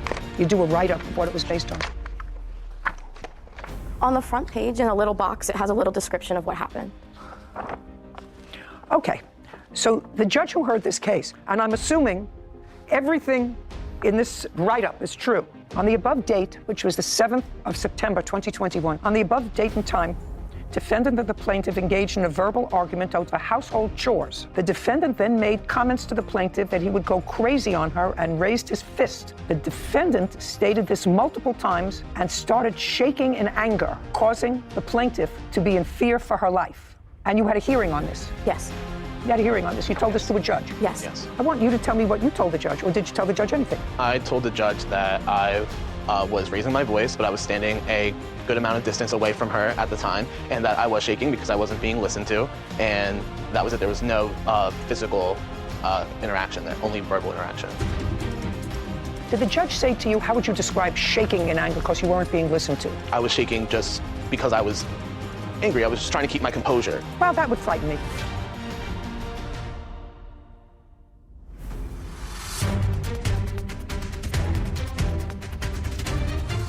Ryan Hastings claims his former roommate, Peyton Kammer, owes for a security deposit and personal belongings.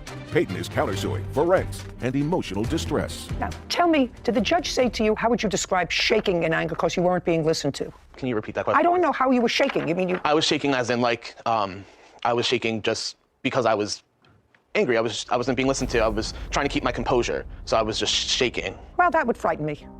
Actually, I don't know whether I put you out of your house, but that would frighten me. Mr. Hastings, where are you living now? I just moved into a new apartment. With whom? Myself. Better? Yes, and my cats. Perfect. Yourself and your cats. Great.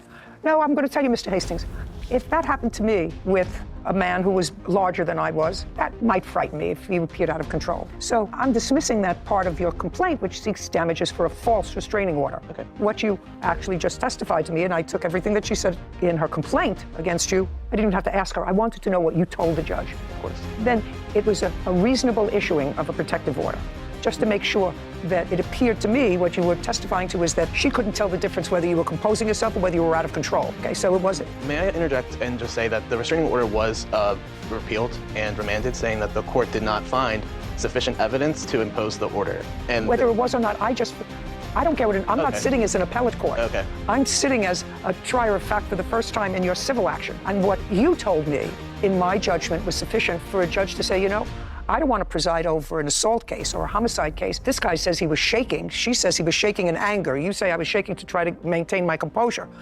Well, I'm not going to worry about them. Let him go find someplace else to live, which is what he did. So I think that that's reasonable. Money owed for return of security deposit. Now, he was put out of the apartment. He put in security deposit. Correct. And he was put out of the apartment. How much security deposit did he put in? $682. Are you still living in the apartment? I am. Okay. When he moved out of the apartment as a result of this restraining order, was there any damage in the apartment that he caused? No. Then you have to give him back his $682 because any damage that would have resulted since he moved out would be your damage, okay? That's fair enough. $682, that's your security deposit, sir. Return of belongings. Okay, so when you were told that you had to vacate the apartment, tell me what belongings you left in the apartment which you think she still has, which belong to you. I do not believe she has anything of mine left in that apartment. Well, what do you think she owes you for? I am seeking the money for those items because they were thrown away. What items? So I had a bed. Just a second. Yeah. You had a bed and there was a major flea problem in the apartment as a result of your cats. Correct. Okay, she threw away the bed. What else? Okay, there was a Nintendo Switch. Do you know what that is? Nintendo Switch? I never found that. I believe he took that the night with him. Okay, she didn't have it. She didn't throw it away. What else? I also had a hookah that was in there. What, a hookah? Yeah. Do you have his hookah? No. Go. What's next? Okay, if you have to think about it that hard. I'm sorry. Sir, we're finished. She owes you back your security deposit. That's $682. You have a counterclaim. Most of it is nonsense. Your counterclaim for emotional distress. Forget that. Only one emotionally distressed usually in this room is me. Money owed for the month's rent, for a final month's rent. What is that? He didn't pay the month of September. He was late on it. The month of September? So that would have been the $682. Was he there in September? September 1st would have been the day that the money was due. No, when did he vacate the apartment as a result of your restraining order? September 7th, when the night of the mistake, but he was late on rent often. $682, that's what he gets. Yes. As he gets a security deposit back. Your counterclaim's dismissed. We're finished. Thank you very much. Thank you. This court is adjourned. I don't really disagree with anything. Everything went perfectly the way I would have hoped it went. I'm glad I got my security deposit back, but I could have definitely been compensated for the items I lost. I mean, he got a little money out of it, but way less than he thought he would. It's a good day. Sometimes I can get anxious, but I would not hurt anybody physically. I hope he gets some help. Me and my cats are the best trio. You know, I remember from a very early period in my life when I started college that I wasn't really good at having a roommate. I think you must have passed that on to me. I did, especially one that you don't love. You know, it's hard enough to live with somebody that you love. You know, get irritated. You know, she said they fought over dishes and not doing the dishes. Well, you know, you've lived with us, so, you know, I have that argument all the time. But I love him. Yeah. It's very hard to deal with somebody schmutz that you don't love. Got to be careful and pick someone you really think and cross your fingers and toes. Actually, Sarah, I don't think you should pick anybody. I think that what you should do, if you can, is live in a shoebox by yourself, if that's all you can afford. You know how many roommate cases we've done just in the last couple of years? All with stress and aggravation intertwined immensely. Immensely, and that's without romance involved. I mean, this young man, who looks like a perfectly reasonable young man and very honest, said he told the judge that he was shaking. I said, well, describe. Scruggs is suing his ex-wife, Lori Watziger, for the cost of tools she wrongfully sold. Court come to order. All rise. Have a seat, please. Hello, Judge. Case 2189, Scruggs versus Watziger. Thank you. Mr. Scruggs, you have brothers and sisters? No, ma'am. Were your father and your mother? Who predeceased whom? My mother died when I was 17 years old, and my father died in 2019 after a long-time illness, and he had his tools at my property. You and the defendant were married for 10 years. Correct. You separated in what year? 2016. And when you left, she stayed in the house. That's correct, Your Honor. Sometime prior to 2016, according to you, you borrowed some tools of your father's. That's correct. I actually Is that correct? That is correct. And the tools that you borrowed from your father were left in the marital home 2016, 17, 18. Your father died in 2019. You were divorced in 2000. We were divorced in 2019 was the final judgment. And then things sort of got away from you. So now we're in 2023, and you want your father's tools back or money for them, according to you, $10,000 worth. Yes, ma'am. Ridiculous. Let's start out with ridiculous. Where were you in 2019? 2019 is when my father died, and shortly after he died, I was taking care of his affairs, and we still had an ongoing court case that consisted of our minor children at the time, and I was under advisement of my attorney. Don't tell me what your attorney advised you. It's hearsay. You did nothing with regard to the tools. In what year did you borrow the tools from your father? It was 2013. I brought the tools over to my storage shed, and... Mr. Scruggs, you gotta let it go. You haven't had the tools in 7 years. You've been out of the house since 2016? 2016. What, Your Honor? And you've been, look at you, and you've been living. Who is this? This is my current wife. So, you got divorced, you remarried. When did you remarry? I got remarried in 2018. Well, so you found time to get married, right? Just a second. That's a yes or a no. Yes, you found time to get married. Yes, ma'am. Did you have a big wedding? No, ma'am. You had a small wedding. Do you have any children? Yes, ma'am. With your current wife? Yes, ma'am. How many? One child. How old? She's 5. So you managed to have a baby. Well, I'm suggesting to you, sir, how many different jobs did you have since 2016? I've had 2 different employers. Since 2016, so you also looked for another job and found another job. So let's see. You got married, you had a child, you change jobs, but all of a sudden in 2023, the tools are important. Now, how many children did you and the defendant have? 2 children. How old are they? I have a 14-year-old and an 8-year-old. You pay child support? No, ma'am. How come? Because one of the children lives with me full-time. For how long? She's lived with me full-time for approximately 3 years. But when you and the defendant separated, she was living with her mother. Only for a short amount of time. How long? Probably about a year, and I paid support during that time. And the other child? Is 45-55 split. So that's why you don't pay child support? Correct. And do you work? Yes, ma'am. Okay, good. And at some point, so what do you want to say and why? Just that the reason we were not able to do anything about the tools was The that tools she are had an order of stupid. protection. The tools are stupid. Or that she had an order of protection. The tools are stupid. Orders of protection don't disqualify you from coming to small claims court. They said that it wasn't able to. Oh, no, what's a they? Oz? You were allowed to come for small claims court, file a petition and say, these tools belong to me. He didn't do it during the divorce. He didn't do it before your wedding. He didn't do it after your wedding. He didn't do it before your daughter was born. He didn't do it till after your daughter was born. She's now 5 years old. It's 10 years after the tools were moved from your father's house into the marital home. That would be a fair statement. 10 years. You said 2013. We're now in 2023. Correct. And, okay. Your Honor, I do have here where my dad filed a police report where he was trying to recover the tools. Well, unfortunately... And the defendant here obviously lied to this officer here and told them that So what? So what? I want you to forget $10,000, sir. It's not happening for you. Put a period. The only thing that I'm going to consider is she did, in fact, sell the tools. That she acknowledges. Now, she can't sell something that doesn't belong to her. And in what year did you sell the tools? I sold the tools. Our divorce was signed in 2018. They had gotten married. He'd quit paying a mortgage, so I had to find a way to pay. Just a second. Yes, ma'am. Can't you just tell me, in what year did you sell It was the on tools? and off between August and October of 2018. So you sold them piecemeal? Yes, ma'am. And you remember that, so you must have put an ad someplace. I put an ad on Craigslist because I needed to pay the mortgage, and I didn't only sell his tools, I sold jewelry that was mine. I get it, but you sold it. Yes, ma'am. Okay. Do you have an inventory about, first of all, they weren't his tools, they were his father's tools. But I've asked him whether or not he was an only child. He is an only child, so he would stand to inherit these tools unless there was another child that he doesn't know about because his mother predeceased his father. So, Your Honor, I do have an inventory from that. I don't care. Understand this. I don't care.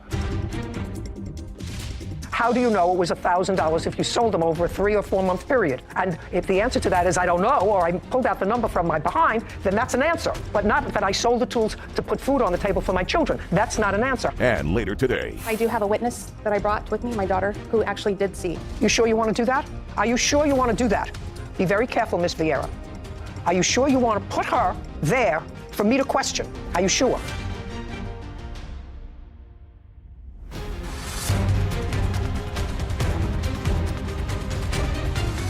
Andrew Scruggs claims his ex-wife, Lori Watzinger, wrongfully sold his father's tools and kept the money. You let it lapse too long. Your father died 4 years ago. You and the defendant is separated for 6 years. The tools were there for 10 years. Courts don't care. We use a whole bunch of things. Statute of limitations, we use latches, we use all kinds of terms when people don't act quickly to assert their rights to something. Because we don't want to be bothered with what happened 10 years ago and 12 years ago with this kind of nonsense. We do it with certain things that are important. Crimes are important. So sometimes we let statute of limitations get blurry, but not this. But you sold the tools. You had no right to sell the tools, so he's entitled to the money that you got for selling the tools.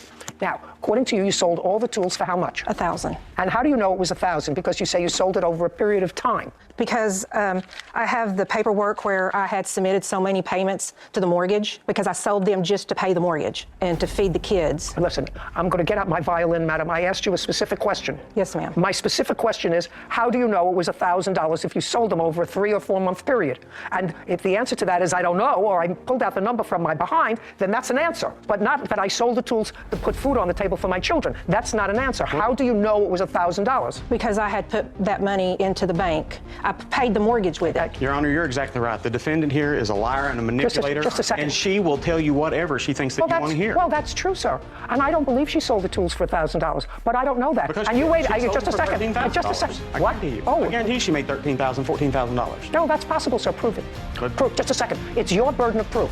You have to prove to me that she sold it for $13,000. And even then, you're late in bringing this suit. But you can't prove that. Well, because she is a manipulator is why this ex parte order and all listen this. to me, I don't care. You're not following me.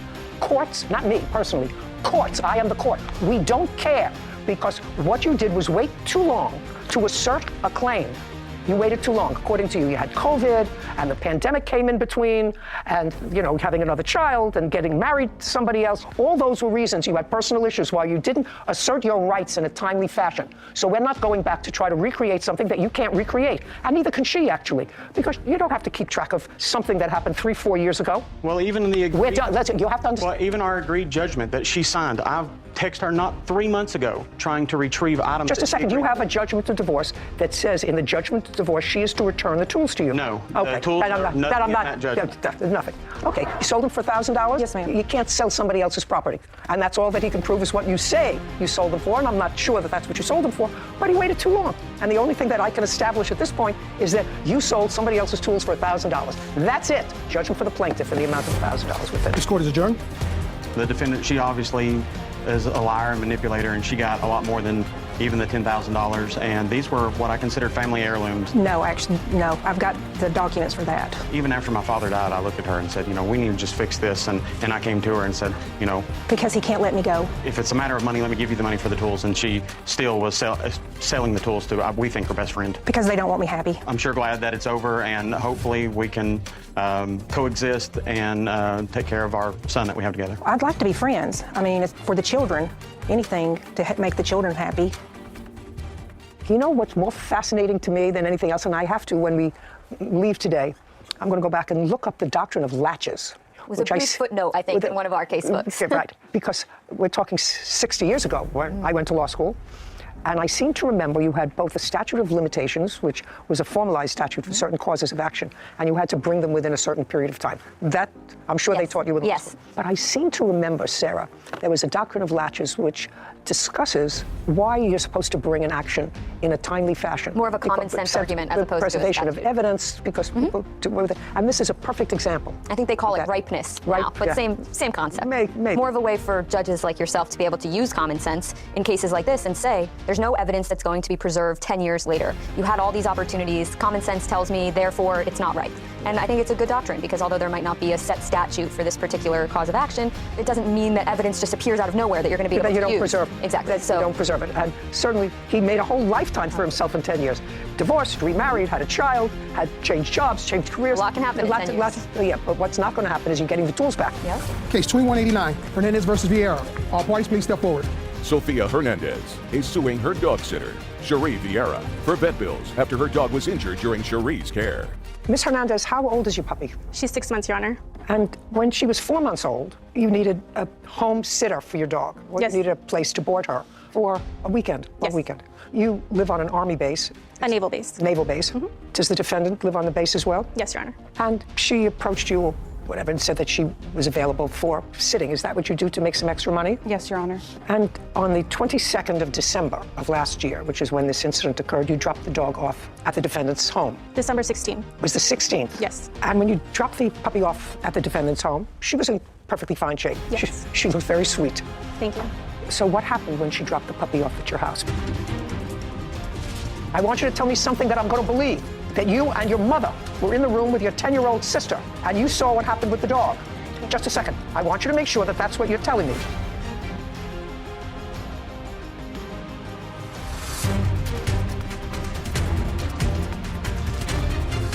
Sofia Hernandez claims her dog sitter, Cherie Vieira, is responsible for vet bills after her dog Dolce was injured during Cherie's care. Because Ms. Hernandez has an outstanding vet bill for surgery on the dog's leg, which was broken, while in your care. Yes, Your Honor. So why don't you tell me how that happened? Ms. Hernandez brought Dolce to our house. We took her in, and we had also another Not dog. me. I want you to tell me, you. When you say you took her in, did you or somebody else? It's a family effort. My children also help take care of the dogs. I started watching dogs because my youngest child was deathly afraid of dogs. She was bit by a dog at the age of 2. So we started this so she could learn how to take care of dogs properly, know their signs and things like that. And we took Dolce into my daughter's room. Which daughter? Into my youngest daughter's room. Is that you? I'm the oldest. You're the oldest. And how old is your youngest daughter? She's 10. Okay, so once you took her into your daughter's room, she was alone with the puppy? No, all 3 of us were in the room. What we like to do is No, I don't want you to tell me what you like to do. Okay. I want you to be consistent with what you put in your answer. You were all in your daughter's room? Yes. Is that what you're telling me? Yes, ma'am. Just one second. So your husband was with another dog in the yard. Yes. So I brought this dog into my daughter's room, your 10-year-old daughter's room, to settle down. Yes, Your Honor. And then you don't know what happened because you weren't watching. I was actually... No, you were not watching. That's what it says here. Well, I was taking pictures. It doesn't make any difference. You weren't watching. You don't know what happened. If you were taking pictures, they would be on your camera. I have pictures here of Dolce that I was actually sending to... No, Mr. I don't care. Hernandez. It would be on your camera if you were taking pictures. And if you were taking pictures, then you would have exactly what happened with the dog that caused the dog to have a broken leg. But you don't have those pictures. Am I correct? Yes, Your Honor. So that you were not watching and you did not see what happened at the moment the dog was injured? Yes, Your Honor. Okay. But I do have a witness that I brought with me, my daughter, who actually did see as I was sending pictures to Ms. Hernandez. You sure you want to do that? Are you sure you want to do that? Be very careful, Ms. Vieira. Are you sure you want to put her there for me to question? Are you sure? Are you sure? Okay. Yeah. Yes, I don't think so. But it's your choice. Let's go. I want you to tell me something that I'm going to believe. That you and your mother were in the room with your 10-year-old sister and you saw what happened with the dog. Yeah. Just a second. I want you to make sure that that's what you're telling me. So you were in the room? Yes, I was. Okay. Your first name is? Abigail. I'd like to see a picture of Abigail in the room with the dog when you were sending pictures, allegedly, to the plaintiff of the dog. I just want to see pictures of her in the room. Your Honor, I did not make pictures of those. Why not? She was there. You were taking pictures of the dog. I assume your 10-year-old's room is not the size of this courtroom. So if you were taking pictures, Abigail would be in those pictures. Your Honor, I actually have a picture of her leg after I was bit by Dolce. I don't care after you were bit by Dolce. You were bit by the puppy because she was injured. Yes, Your Honor. Okay, that was after she was injured. Yes. I want to see a picture of your daughter that you were taking pictures of, allegedly to send to the plaintiff to show her how the dog was adjusting. I do not have pictures of that, Right, Your Honor. yeah. Miss Vieira, you want to know the truth? I don't believe you were in the room with your daughter, either one of them, and the puppy. I think that you left the puppy with your 10-year-old, and you don't know what happened. That's what I believe. And whether I believe, and it's accurate or not accurate, the dog was injured in your care. So you're responsible for the surgical bill. It's that simple. Dog got a broken leg in your care with enough adults there to watch the dog. Your husband, the older daughter, and you put her in the room with your 10-year-old because you thought it would be cute. Your 10-year-old wanted to play with her. That's what happened. Can I see the vet bill, please? Yes, Your Honor. I have the urgent care bill and the surgery bill as well. So the invoice was $58.18? For the surgery. And $862. 6608, judgment for the plaintiff. We're done. This court is adjourned. You know, I'm happy because those vet bills are really high. You know, it's not something that you could take on at the time. I was in the room with the dog. The dog jumped from the floor, and it was a freak accident. My dog was healthy, you know. She had just been at the vet. She's gotten her shots. She was healthy. I still don't know. I researched online. I think maybe that the dog already had an injury prior. She was at my house 25 minutes. I would never drop off my dog like that. She jumped up to retrieve a toy out of my daughter's hand from the floor, a fluffy carpet, and she landed and cried. With a pre-existing condition, I would watch her myself. About 3 minutes after, I called her mom to let her know that she was hurt, injured. You know, my heart dropped. You know, I was upset we didn't go on the trip, but she's my baby.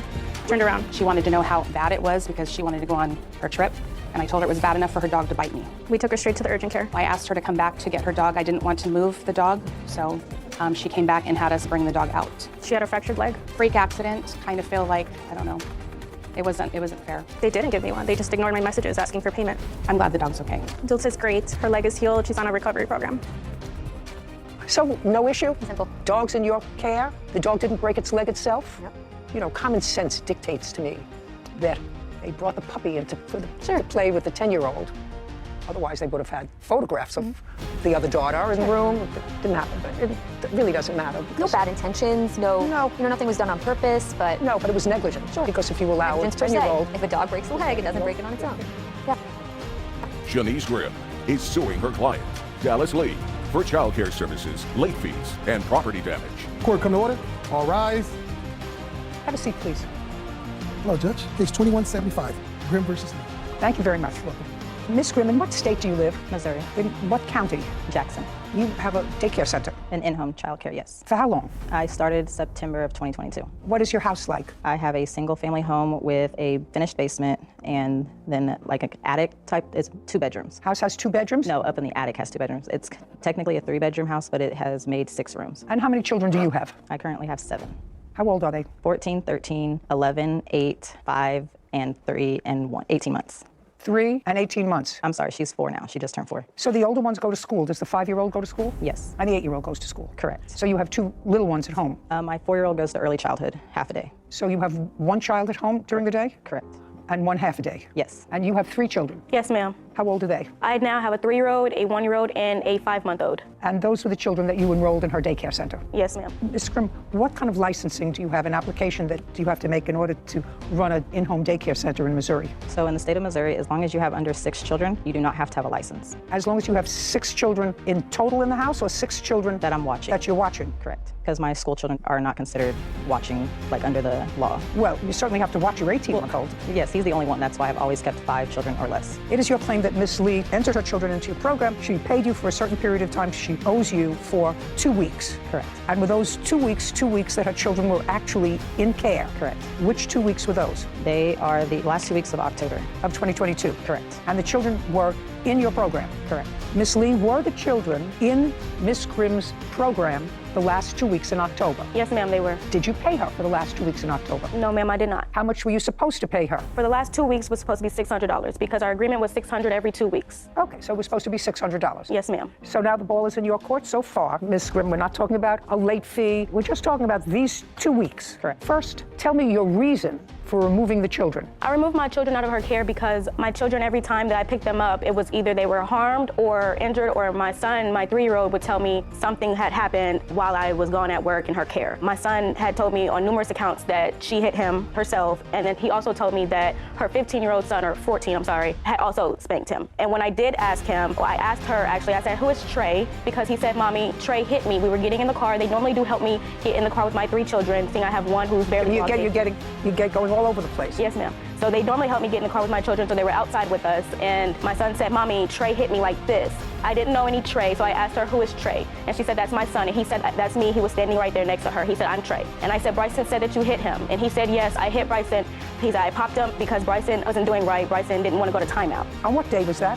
That was on October 25th. And what was the last day that your children attended? October 27th. Okay, so despite the fact that Trey, your Trey? Yes, ma'am. Slapped the 3-year-old, said that he slapped the 3-year-old, you let him stay there for an extra 2 days. Yes, ma'am. Just that's it, yes. Now, where were you working that you had your children in daycare? I was working as a CNA. What is that? A certified nurse's assistant. Where? It's a nursing home? rehab. Yes, ma'am. When did you start working there? I started working there in September. September of 2022? Yes, ma'am. Beginning of September? Yes, ma'am. And when did you stop working there? I stopped working there October 27th. That was my last day. If I were to call, would they tell me that they terminated you or you quit? I quit. Did you quit on the 27th? Yes, ma'am. And what about now? Are you working? I am. Who are you working for? I work through a temp agency, working per diem at different locations as a CNA. And who takes care of your children? My stepmom. My children, Just a second. And when did you start that job? I started that job about 4 weeks ago. So in December? Yes, ma'am. Late November or so. You left the children there until the end of October. It couldn't have been so disturbing for you, madam, to leave the children there until the end of October, another 6 weeks, if you felt as if they weren't getting adequate care. And if you did, that would be on you.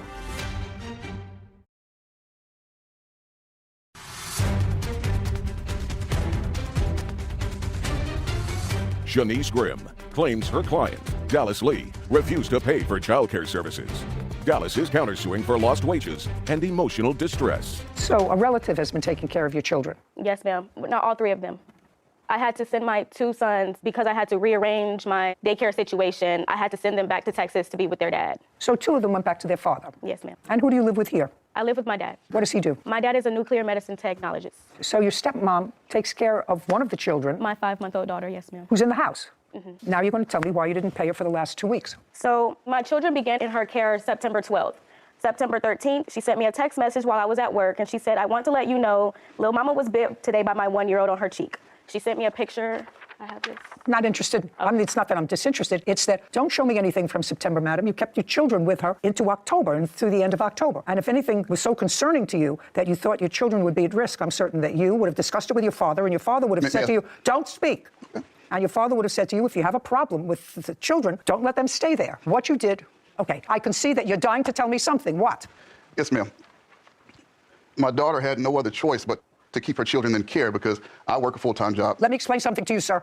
Your daughter was living with you? Yes, ma'am. Right. There is always an alternative, sir. I have young grandchildren, and I would say if I was legitimately concerned for their health and safety, I don't care what it is, stay home and take care of your children. You'll have a roof over your head until you find appropriate take care. And if you didn't do that, then you're not much of a grandfather. Well, you can't use something that happened in September or early October to say, well, that's why I didn't pay the last 2 weeks. So you can't make excuses, sir. I'm telling you, I'm a grandmother and I've had little children. I don't care what you had to do. Quit my job, whatever that job is, and say, we'll all stay home and take care of the children until you find, or you stay home and take care of the children. I'll provide you with whatever basics you need until you get the right daycare. And if you didn't do that, don't tell me that your daughter didn't have a choice. There is always a choice when your babies are concerned. In our estimation at that time, we were giving her some hard life lessons because she does now have 3 children, and there are going to be some difficulties in this living situation. There are going to be some things. So what we're doing, we're giving her some tough love and saying, hey, you cannot give up just because the chips are down or because things happen. You have to try to figure things out. Well, that would be on you. That's not on her. This is not her daughter. It's your daughter. Absolutely. And your grandchildren, sir. Absolutely. And if you want to teach her some real hard lessons and say you got to stay with the daycare, even though you're dissatisfied. We said give her a chance because it was the first day. So it was the first incident, first day. We said give her a chance. Things happen sometimes. What I don't want to hear is from you, who seem like a very intelligent man, a working man, is my daughter had no choice. Your daughter has a choice. Her choice is to say to you, Dad, please, I have to find the right daycare. I have to stop working at this job. I may need a month. You may not have liked her previous irresponsible behavior,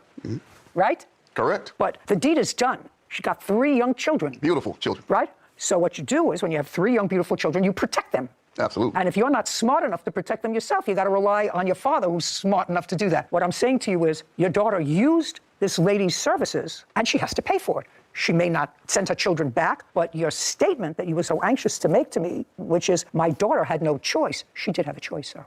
She did have a choice. Before I would let my children stay in a place where I actually believed that they were being abused, because that's what she's suggesting. I mean, she's not suggesting that this young man, who I'm not condoning hitting a 3-year-old, gave him a slap on the rear end. I'm not condoning that. But there were no injuries to him. I don't know whether you've done it. I don't know whether she's done it to her child. You certainly don't want a daycare provider's child to discipline a 3-year-old. Absolutely. That's not what it's about. But after the first incident, what we were trying to teach her is that you don't just throw in the towel, because Ms. Graham was just starting her service up. And September 5th. So we understand that there are going to be some hiccups and some things that she has to fix as she comes across them. And so she's a young lady. My daughter's a young lady. So as an older man, I'm trying to support 2 individuals to build their lives up. And so I told my daughter, I don't like that she was bitten, but at least she came forward very quickly and told you. So leave them there for now. And if anything else transpires, then we can start to look at things then. Yes, ma'am. Okay. Who do you work for, sir? I work for the Veterans Administration. And how long have you worked for the Veterans Administration? 21 years. Do you get paid every 2 weeks? Yes, ma'am. Let's say your boss at the VA all of a sudden decided they didn't like the work you were doing. And you left and they owed you 2 weeks' pay because you had actually worked for the 2 weeks. Absolutely. And you sued them for those 2 weeks. You worked there. You said, well, we didn't like the quality of his work for those 2 weeks. Well, then you fire him, but you pay him. It's like going to a restaurant. My favorite analogy is you go into your favorite restaurant where you get a steak. And you order a steak, medium, Pittsburgh medium. Steak comes, you cut into it, you take a bite. Oh my God, you say, I don't like the way this tastes. You take the plate, you spit out the bite if you're smart. Call the waiter over and say, this is a bad steak, right? Absolutely. And the waiter takes it off the bill or you order something else. Now you cut into that same steak. You taste, you say, this tastes terrible. Maybe the next bite will taste better. Before you know it, you finish the whole steak. Waiter comes over to take your clean plate. You say, the steak was awful. I didn't like it. It was bad. What'd you eat it for? But if you ate the steak, you got to pay for it. If you take a bite and say it's no good, I'm in your corner. Send it back. But your daughter ate the steak. She used her services for 2 weeks and didn't pay her. Well, we can't say that she used her services because there are other pieces of evidence that we have. Well, you mean you're talking about that sometimes she left the children with her husband? Yes. Yeah. Baloney. Your daughter had the benefit of daycare so that she could work. If you're not satisfied with a service, you stop using the service. If you continue to use the service despite the fact that you're not satisfied with it, you got to pay for it. That's America. You got paid, your father got paid, she gets paid.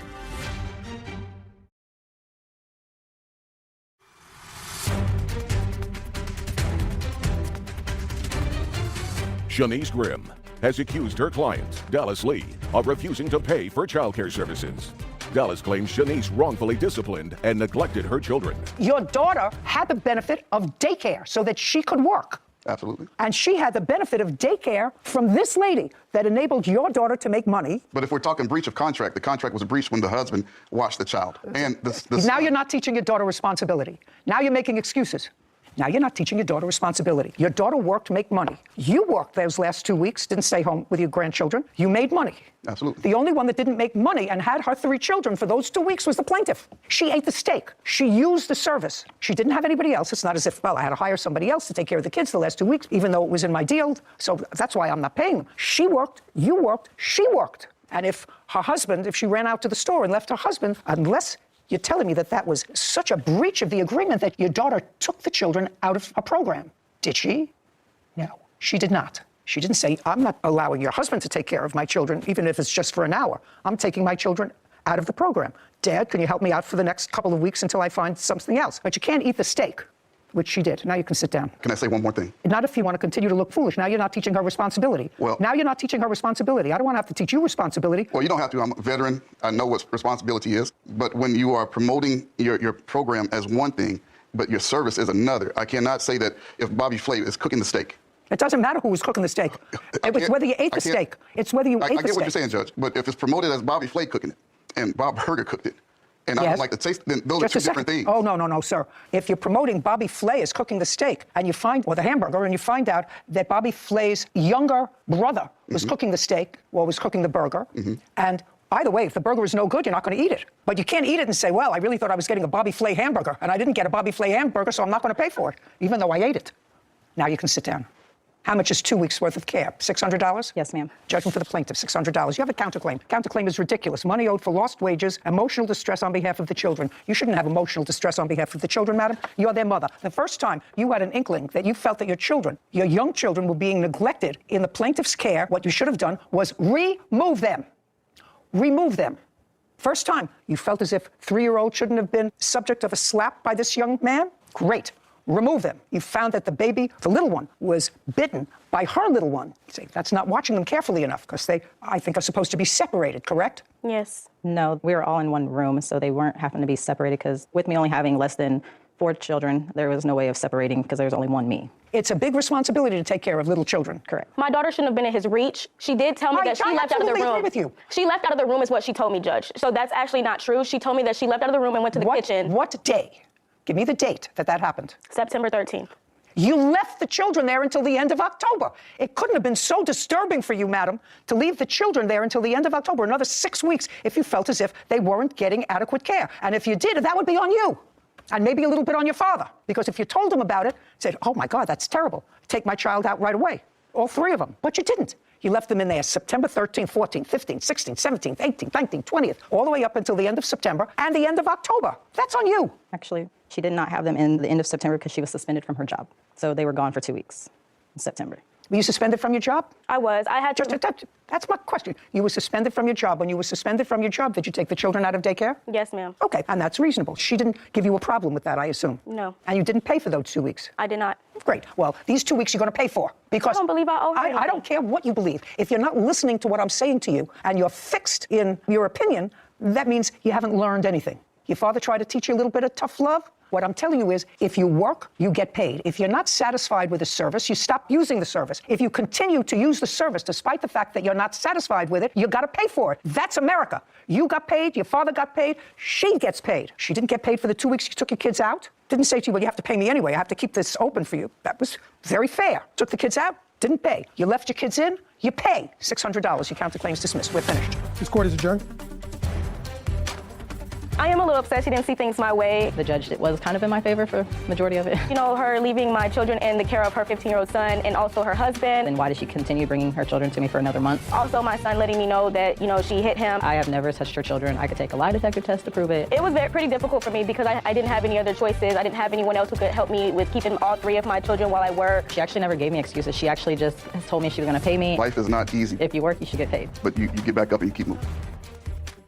My generation, I'm not sure about yours, I haven't had much experience in yours, but in mine, I think we confuse having to make a hard choice with being out of options. Here, I felt for the defendant, she had to make a hard choice. But even when her father came up and felt the need to burst out and say, my daughter had no options, she had no choice. Well, she did have a choice. It was a hard choice. You had to send your 2 older sons to live with their father and find a sort of mediocre, at best, childcare situation, but you made the choice to have those 3 children. And when you have children, you make a commitment to make the hard choices to benefit them. In their best interest. In their best interest. And if you're not prepared to do that, then you shouldn't become a parent. In any event, I tried to make my steak analogy. It didn't. I thought it was great. Okay. I had a great time. Great. I'm glad you I thought it was Suing her ex-boyfriend's brother, Cleefers McCowan Jr., for personal property and filing a false police report. Court come to order. All rise. Have a seat, please. Case 2143, Simpsons versus McCowan Jr. Thank you. You're welcome.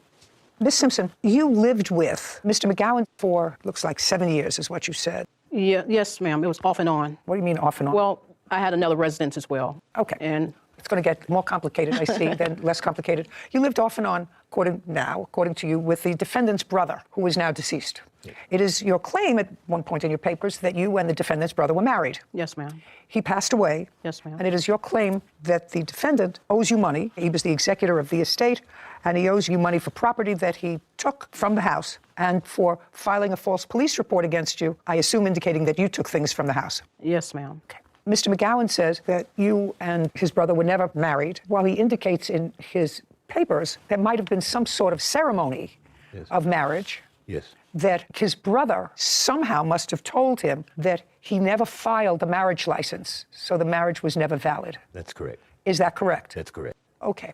Well, let's go to that for a moment. Yes. It's sort of curious and takes me back to law school days. And believe me, that really tests my memory. Were you at the ceremony where your brother married the plaintiff? No, ma'am, I was not. When did your brother tell you that there was a marriage ceremony? I probably heard it just throughout life. You mean throughout life for how long? From the time that he had any dealings with her. So about 7 years ago? Yes, ma'am. So you asked your brother whether he was married? Yes. How long ago was this? I would say 4 years ago. Okay, so 4 years ago, you say to your brother, I understand that you, what's your first name? Mona. Mona got married. Well, so he gave me an insurance document, and I was like, wow, what's going on? What about all this? He gave you an insurance document that said what? From the VA, indicating that I was going to be the person that gets the money upon if he demise. If he died, right? And you had a VA insurance policy. Yes, ma'am. With you as the beneficiary. Yes, ma'am. Okay, and so he showed you the insurance policy. Well, he sent it to me in the mail. Okay, or email or electronic. And so I said, wow, what's going on? So then I started to ask different questions, and he said, well, don't worry about that. We're not legally married. No, you have to tell me.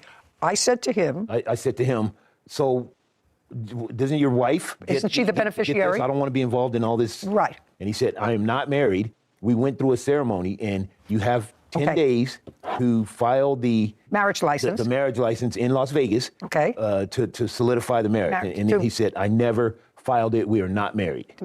Just a second. Did your brother tell you that he had ever told Ms. Simpson that he never filed the marriage license? No, we never had that conversation. Okay. Well, because you say in your answer, sir, that my brother was too smart for that, he never mailed in the license. Well, he told me because there was a problem between these two. And so we talked about that, and he said, no, I'm not married to her. And he said, you have to file the document, and I never filed the document. And I have a copy of that right here. Ms. Simpson, yes, ma'am. Tell me when this ceremony took place in Las Vegas. April 2013. Did you travel there with Mr. McGowan? Yes, ma'am. We moved to Vegas together. Who was at the ceremony? It was no ceremony. What happened was I don't know what this is. What happened was we went to the Justice of the Peace.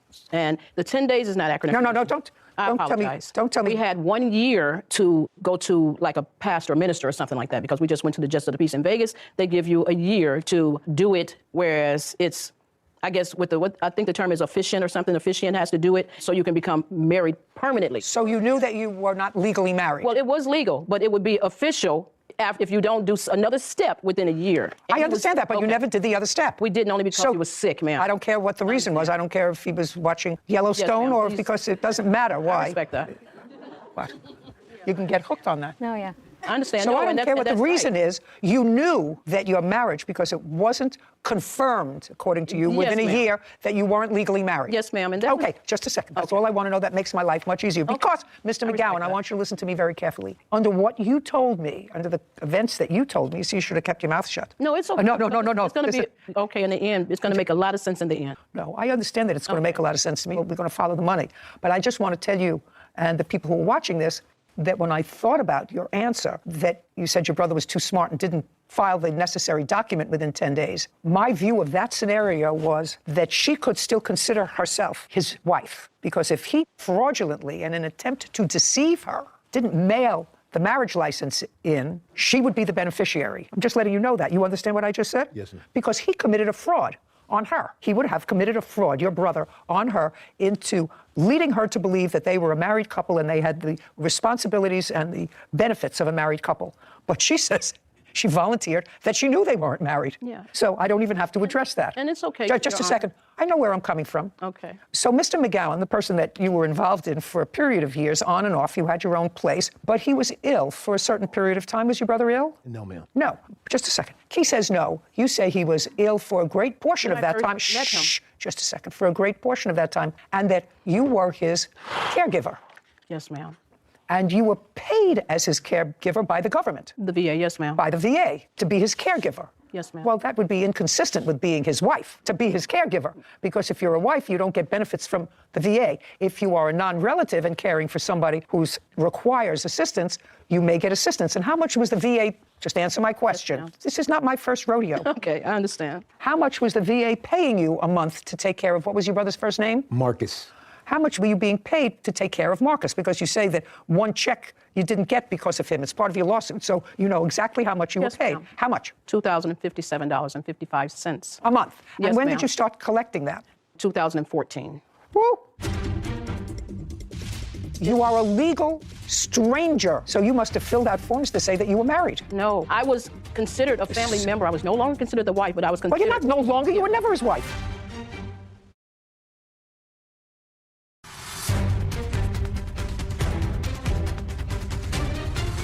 Ramona Simpson claims her ex-boyfriend's brother, Cleefers McGowan Jr., threw out her personal belongings.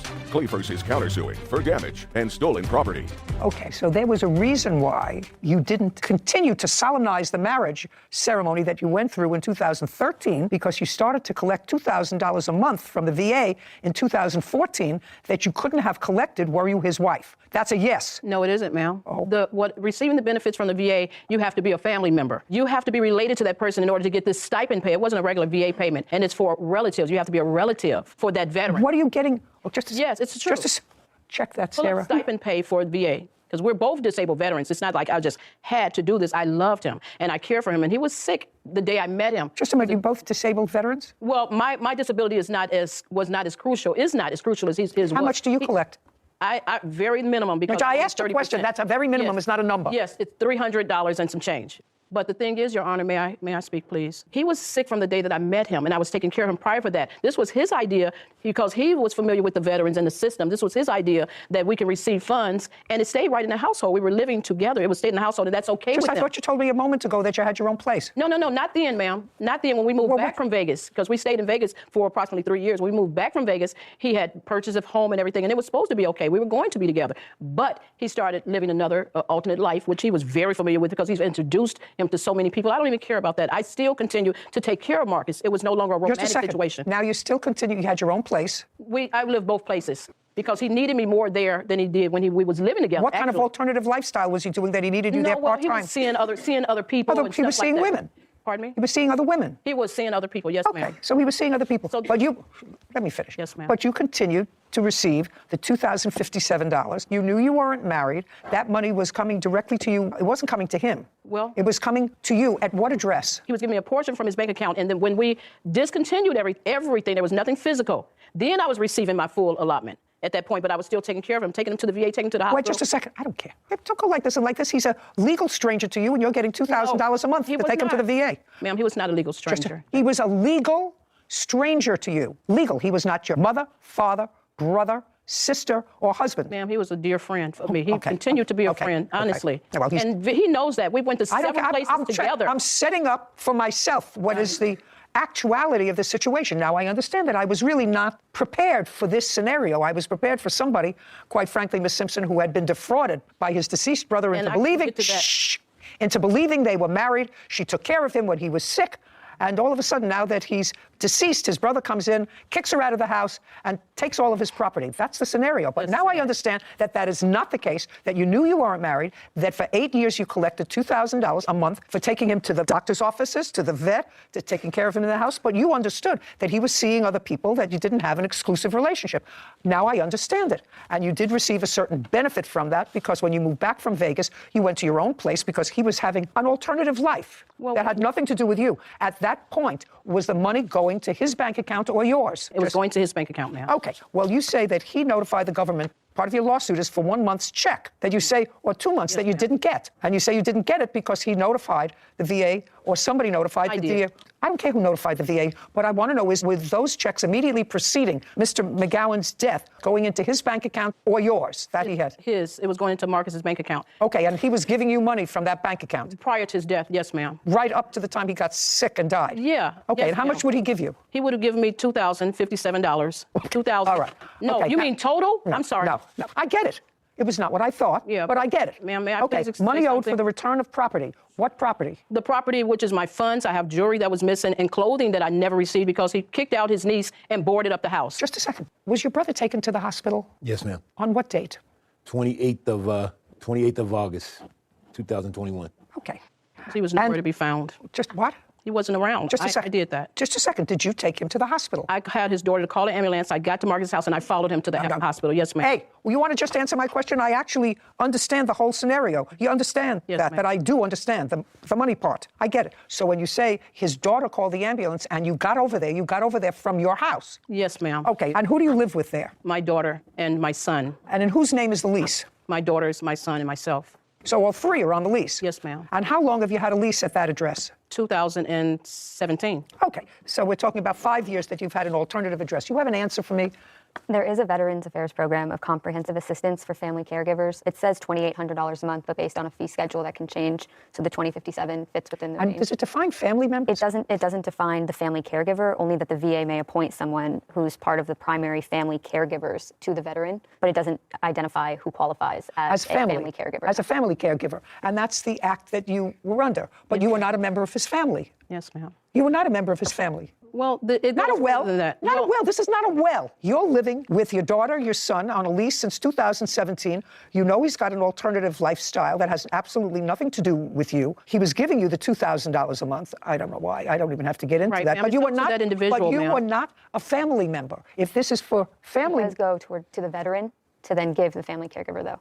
okay, but you are a legal stranger to him. So you must have filled out forms to say that you were married. No, it's up to that. It's up to that individual, the veteran, and I know how the procedure goes. It's up to that individual. I was considered a family member. I was no longer considered the wife, but I was considered. Well, you're not no longer. You were never his wife. So if you filled out a form, I'm okay with that, ma'am, because I could have. Okay, so he had the right. You were never his wife. He had the right to board up the house, whichever is, and you weren't living there for 5 years. You had a place. So if you had clothes there and your jewelry, what were your clothes and your jewelry there? If he was Because fooling around with other women, why would you leave your clothes and your jewelry in the house? Okay, ma'am. The thing is, no one has came to the home as another woman in that home. I was always there. He has no proof of evidence that I was not there. So basically, I had their clothes there because I stayed there. I lived there. Forget it. You were more than compensated with $2,000 a month. What's next? I don't believe that you leave any valuable jewelry at his house. I was there most of the time, honestly. You don't need valuable jewelry if you're taking care of a sick person.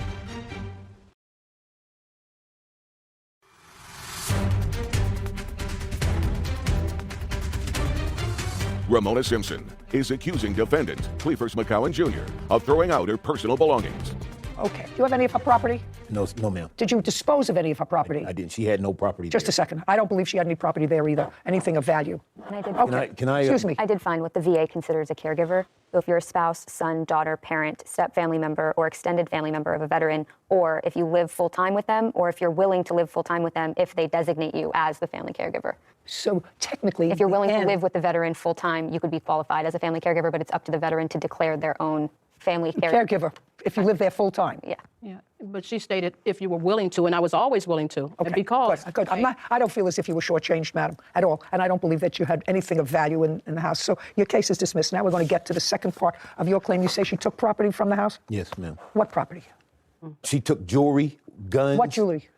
Chains, rings, cufflinks. Show me. Entire. Show me. How am I going to figure that out? You have photographs of things? Yes, I have some photographs here. This is so sad. So sad you have to put a period and end it. You had a good thing going for 9 years. Ma'am, the money was paid in the arrears, first of all. So me not getting paid for, and this is really not a big issue to me, what he's saying, because they're all lies, and I'll tell you the truth. Just say, I'm not saying anything, madam. All I'm saying is you have no case, because I don't believe that somebody who lived in a lifestyle, as you've described, as you've described to me, which is you have your own home, where you're on a lease since 2017, where you said to me he had an alternative lifestyle, but I still took him to his VA appointments. I took him, and I was his caregiver, but I lived with my daughter and my son. I don't believe that you leave any valuable jewelry at his house. I was there most of the time, honestly. You don't need valuable jewelry if you're taking care of a sick person. But can I see? I was taking was also friends. I've decided your case. I respect that. This is just what had happened to looking for everything that was taken in there. I don't care. Who cares? What are you showing me? You're showing me that the place is a mess, that somebody went through it? I'm showing you I what. don't care. Okay. I don't care. Prior to his death, when had you seen your brother last? I had seen him about 5 days prior to that. You live close by? I was living in San Diego at the time, and he lived in Highland, which is 79 miles up the 15 freeway. Okay. So 5 days prior to the 5 days prior that you saw your brother, when had you seen him before?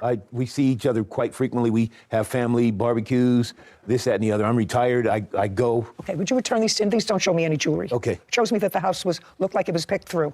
Okay. Thank you. What else? So quite frequently. That's it. Did you get a VA benefit from your brother for his insurance? From the life insurance. Yeah, that's from the VA. Yes, ma'am. And how much did you receive? $2,600. Who paid for his funeral? I did. How much was that? $1,100 or $1,200. So you took some of the insurance money and paid for it? Yes. Did he have any other valuable asset? He had quite a bit of stuff. It's in probate as we speak. Oh, so case is in probate now? It's in probate right now as we speak. Oh, great. So I don't have to deal with it. Your case is dismissed. We're done. Thank you. The court is adjourned. You know what? I have a lot of respect for the judge, but she didn't listen to me. Well, I'm happy that the judge made the decision that she made. He's a habitual liar. Thief. My brother died, and within a half a day went over and burglarized the house. This is something that he can laugh about, and he's going to go and tell the whole world that I'm still a liar. I'm still a this, that, and the other. There is quite a bit of items that belong to me that this person stole. That you can love someone and not be married to them. You can help someone and not be married to them and making love to them. I was genuinely there to help Marcus because I love Marcus. The devil. I don't want the devil, the devil. He barred me from the funeral. I didn't fight it because the respect I have for his family and for Marcus. I could have went there. No. I said, you know what? I won't be there. I hope that she crawls back in the rat hole she came out of and does whatever she does.